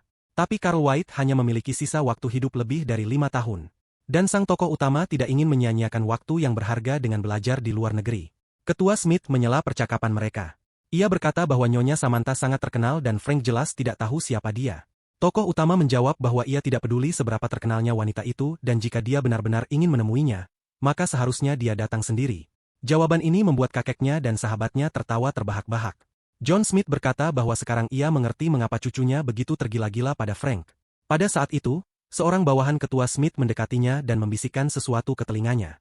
Ternyata ada tamu tak terduga yang sangat ingin bertemu dengan Frank. Sementara itu, di rumah Smith, Jessica menyambut tamu itu dan memintanya menunggu di ruang tamu sampai kakeknya kembali. Ia memutuskan untuk menawarkan kue dan bertanya siapa dia. Tetapi sebagai balasan, ia mendengar kata-kata asing yang tidak ia mengerti. Itu adalah Spencer. Ia berbicara dalam bahasa Italia ketika menyadari bahwa gadis itu tidak memahami bahasa Italia. Ia mengeluarkan foto dari jaketnya dan menunjukkannya kepada Jessica. Di dalam foto itu tampak Frank, tepat saat ia, kakeknya, dan John Smith masuk ke rumah. Jessica menunjuk ke arah Frank dan berkata kepada orang asing itu bahwa itulah orang yang sedang ia cari. Frank tidak mengerti apa yang sedang terjadi dan siapa pria ini. Spencer, saat melihat bocah yang ia cari, langsung berdiri dan menghampirinya. Ia mengulurkan tangan kepada Frank dan berkata bahwa ia sangat ingin bertemu dengannya. Tapi tokoh utama masih belum mengerti apa-apa dan bertanya siapa dia. Ia meminta maaf dan memperkenalkan diri sebagai Spencer, konduktor orkestra dari Cremona Philharmonic. Ia juga menambahkan bahwa ketika melihat rekaman penampilan Frank, ia langsung bergegas ke Korea. Tanpa basa-basi, Spencer mengundang Frank untuk bermain di orkestranya, sesuatu yang benar-benar tidak diduga oleh tokoh utama. Orang Italia itu berkata bahwa pada awalnya Frank akan berada di luar staf tetap dan bahwa ia perlu mengembangkan kemampuannya untuk menjadi anggota tetap. Tetapi kelak ia pasti akan diterima dalam tim mereka. Tokoh utama tidak percaya bahwa mereka akan menjadikannya anggota orkestra simfoni dari Cremona, yang mewakili seluruh Italia. Ketua Smith dan kakek Frank pun tidak percaya pada apa yang mereka dengar. Merupakan kehormatan besar menerima tawaran seperti itu dari konduktor utama. Spencer berkata bahwa ia sangat ingin mendengar tokoh utama bermain biola lagi dan bertanya apakah akan merepotkan jika ia memainkannya sekarang. Jessica hanya menangkap satu kata dari percakapan mereka, tetapi itu sudah cukup baginya dan ia segera berlari mengambil biola. Semuanya terjadi begitu cepat, tetapi konduktor utama orkestra Italia datang ke sini demi Frank, dan akan sangat tidak sopan jika menolak. Sementara itu di Jepang, hari ini Ratu Dawai, Samantha, mengadakan konser seperti biasa dengan penonton yang memenuhi tempat pertunjukan. Setelah penampilan selesai, Nona Samantha kembali ke ruang ganti dan bertanya kepada manajernya apakah ada seseorang dari Korea yang meneleponnya. Manajernya mengatakan bahwa tidak ada yang menelepon. Saat itu, Terdengar ketukan di pintu. Yang datang adalah seorang pemuda bernama Jack, yang mendampingi sang wanita selama pertunjukan. Pemuda itu menganggapnya sebagai idolanya sejak kecil, dan bisa bekerja sama dengan Ratu Dawai sendiri adalah impian seumur hidupnya. Samantha teringat bahwa Jack berasal dari Korea dan bertanya apakah ia mengenal pemain biola dari sana, anak-anak berbakat yang mungkin akan ia sukai. Jack menjawab bahwa Korea Selatan tidak terlalu terkenal dalam dunia musik klasik, dan ia tidak berpikir ada anak muda di sana yang bisa memberikan kejutan. Manajer bertanya kepada Samantha apakah ia terlalu khawatir soal anak itu dan menambahkan bahwa mungkin ada anak ajaib yang serupa di Jepang. Namun Ratu Dawai menunduk ke lantai dan dengan sedih berkata bahwa tidak ada orang seperti itu di sini, dan anak itu seolah-olah terbuat dari sesuatu yang berbeda. Yang ia tahu hanyalah bahwa anak itu adalah pewaris perusahaan besar, dan belum pernah mengikuti kompetisi internasional. Pada saat yang sama di Korea Selatan, Frank setuju untuk bermain untuk Spencer, tetapi hanya sekali. Ia memilih memainkan salah satu dari 6 karya biola tanpa iringan karya Bach, yang dikomposisikan saat Bach berduka atas kematian istrinya. Ini bukan hanya soal memahami aspek musikal dari sebuah komposisi. Ini tentang kedewasaan untuk membawakannya dan menyampaikan pesannya. Suara biola itu agung, seolah-olah Frank diiringi oleh organ tak kasat mata. Dan kakek serta para pendengar lainnya pun terpukau. Carl White tidak tahu lagi harus berbuat apa dengannya. Tetapi Ketua Smith berkata bahwa Frank cerdas dan bisa menjaga dirinya sendiri, dan bahwa ia harus memilih antara musik dan perusahaan. Ketika tokoh utama menyelesaikan permainannya, ia memberitahu Spencer bahwa ia tidak bisa menerima tawaran kerja lepas darinya. Kemudian, saat sang konduktor berada di pesawat, ia memikirkan apa yang baru saja terjadi. Spencer tidak menyangka akan menerima jawaban seperti itu, tetapi pada saat yang sama, ia sama sekali tidak kecewa. Menurutnya, anak itu sangat sadar akan keunikannya lebih dari siapapun, sehingga tidak ada yang bisa mendapatkannya dengan mudah. Spencer berpikir bahwa dunia belum melihat jenius musik sejak Mozart, tetapi Pangeran Lorenzo benar. Sementara itu, di Jepang, pada malam setelah pertunjukan, Jack duduk di depan synthesizer dan menangis karena marah pada dirinya sendiri. Ia sangat gembira saat mendapat kesempatan tampil bersama Nona Samantha, mengira bahwa akhirnya ia mendapat kehormatan untuk berdiri di samping seseorang sepertinya. Tetapi di tengah pertunjukan, Jack melakukan kesalahan, begitu kecil sehingga penonton nyaris tidak menyadarinya, tetapi sang maestro mengetahuinya. Dengan melodi yang lembut, ia berhasil menutupi kekurangan itu seolah-olah tidak pernah terjadi. Namun Jack menyalahkan dirinya karena keangkuhannya telah merusak penampilan sang maestro. Keesokan harinya, putri tertua Carla bertanya kepada pengurus rumah tangga apakah ayahnya ada di kantor dan mengetahui bahwa dia dan Frank terbang ke Jepang pagi-pagi sekali. Tokoh utama dan kakeknya sudah berada di bandara. Carl White bertanya kepada cucunya apakah ini kali pertama ia naik pesawat dan bagaimana kesannya terhadap penerbangan. Sang kakek berkata sambil tersenyum bahwa tidak perlu melepas sepatu di dalam pesawat. Frank pura-pura tidak tahu, meski ia melakukannya dengan sengaja untuk menghiburnya. Tokoh utama tidak mengerti mengapa kakeknya tiba-tiba mengusulkan untuk pergi ke Jepang. Ia menyarankan untuk pergi ke suatu tempat untuk makan. Ketika mereka sampai, kakek bertanya bagaimana Frank tahu tempat ini. Frank menjawab bahwa ia melihatnya di sebuah majalah dalam daftar restoran paling populer. Padahal sebenarnya, tokoh utama selalu mengunjungi tempat ini setiap kali ia datang ke Tokyo. Kakeknya menerima panggilan dan pergi selama beberapa menit. Di meja sebelah, Frank melihat seorang pemuda yang tampaknya sedang memainkan piano dengan jarinya. Hasratnya terhadap musik tampaknya tidak surut bahkan saat sedang makan. Frank tidak tahan dan menghampiri pemuda itu. Ia mengatakan bahwa permainannya sangat terampil. Jack tidak mengerti apa yang diinginkan anak itu darinya. Tokoh utama mengatakan bahwa Jack sedang berlatih sonata biola nomor 3 karya Brahms. Pemuda itu tidak paham bagaimana anak itu bisa mengenali lagu hanya dari gerakan satu jari. Ia tidak percaya bahwa hal itu mungkin. Frank berkata bahwa interpretasi sebuah karya tergantung pada pemainnya, tetapi juga tidak baik jika terjebak dalam satu peran. Ia menambahkan bahwa keinginan Jack untuk mencapai kesempurnaan justru membuatnya tidak bisa menunjukkan seluruh kemampuan tangan kirinya, yang hanya dipaksa memainkan nada rendah. Tokoh utama mengatakan kepada Jack bahwa sebaiknya ia memainkan musik yang hidup, tetapi yang ia mainkan adalah sesuatu yang telah mati ratusan tahun lalu. Jack mencoba memahami notasi agar tidak mengecewakan tuannya dan tidak melakukan kesalahan. Tetapi musik Brahms terasa bertentangan baginya sejak awal. Bahkan saat itu, ia seharusnya memberitahu sang maestro bahwa musik itu telah mati ratusan tahun lalu, persis seperti yang dikatakan oleh Frank. Jack ingin mengucapkan terima kasih kepada anak itu dan mengatakan bahwa dia sangat berbakat. Tetapi ketika ia melihat sekeliling, ia tidak dapat menemukannya dimanapun. Setelah makan malam, kakek memutuskan untuk jujur kepada cucunya dan mengakui bahwa ia telah memesan tiket untuk konser Samantha pada keesokan harinya. Ketika Frank menolak belajar ke luar negeri, kakeknya berpikir akan menyenangkan jika bisa memberikan pengalaman itu setidaknya sekali, dan Frank sangat bersyukur karenanya. Tokoh utama merasa bahagia. Ia bahkan tidak pernah membayangkan bahwa suatu hari ia akan mendengarkan penampilan dari Ratu Dawai secara langsung. Carl memandangi cucunya dan menyadari bahwa bakatnya tidak layak hanya untuk panggung kecil. Ia ingin memberinya segalanya yang tidak sempat ia berikan kepada putrinya. Keesokan harinya di Opera City, Frank dan kakeknya duduk di barisan depan dan panggung tampak sangat dekat. Tokoh utama kita merasa sangat senang. Pembawa acara mengumumkan bahwa konser akan segera dimulai. Dan beberapa detik kemudian, pria yang kemarin diajak bicara oleh Frank di kedai ramen muncul di atas panggung. Ternyata dia adalah Maestro Jack Taylor. Samantha diumumkan setelahnya. Tampak memukau seperti biasa dalam gaun hitam mengilap dengan biola terkenalnya di tangan. Ia melirik ke arah ruangan dan langsung mengenali Frank di antara yang lainnya. Samantha menunjuk ke arah tokoh utama dari atas panggung dengan busurnya. Frank tidak mengerti apa yang sedang terjadi, dan sang wanita senang karena akhirnya menemukan dirinya. Pertunjukan dimulai dengan melodi yang mengalun bagaikan cahaya malam. Tiba-tiba, irama itu runtuh dalam badai yang mengguntur. Permainan piano mengejutkan Frank. Namun dalam komposisi ini, tokoh utamanya adalah biola. Ia membungkus piano yang keras kepala itu seolah didorong hingga ke tepi jurang dengan melodi penuh cinta dan kelembutan. Frank sudah lama menantikan untuk mendengar penampilan Nyonya Samantha, dan ia sangat gembira ketika akhirnya hal itu terjadi. Setelah konser, kakeknya berkata bahwa itu adalah pertama kalinya ia melihat seseorang memainkan biola seperti itu. Tiba-tiba, seorang pria muncul dan meminta waktu beberapa menit. Ia adalah manajer Nyonya Samantha. Kakek dan cucu bertanya apa yang terjadi, dan sang manajer menjawab bahwa sang Nyonya ingin bertemu mereka.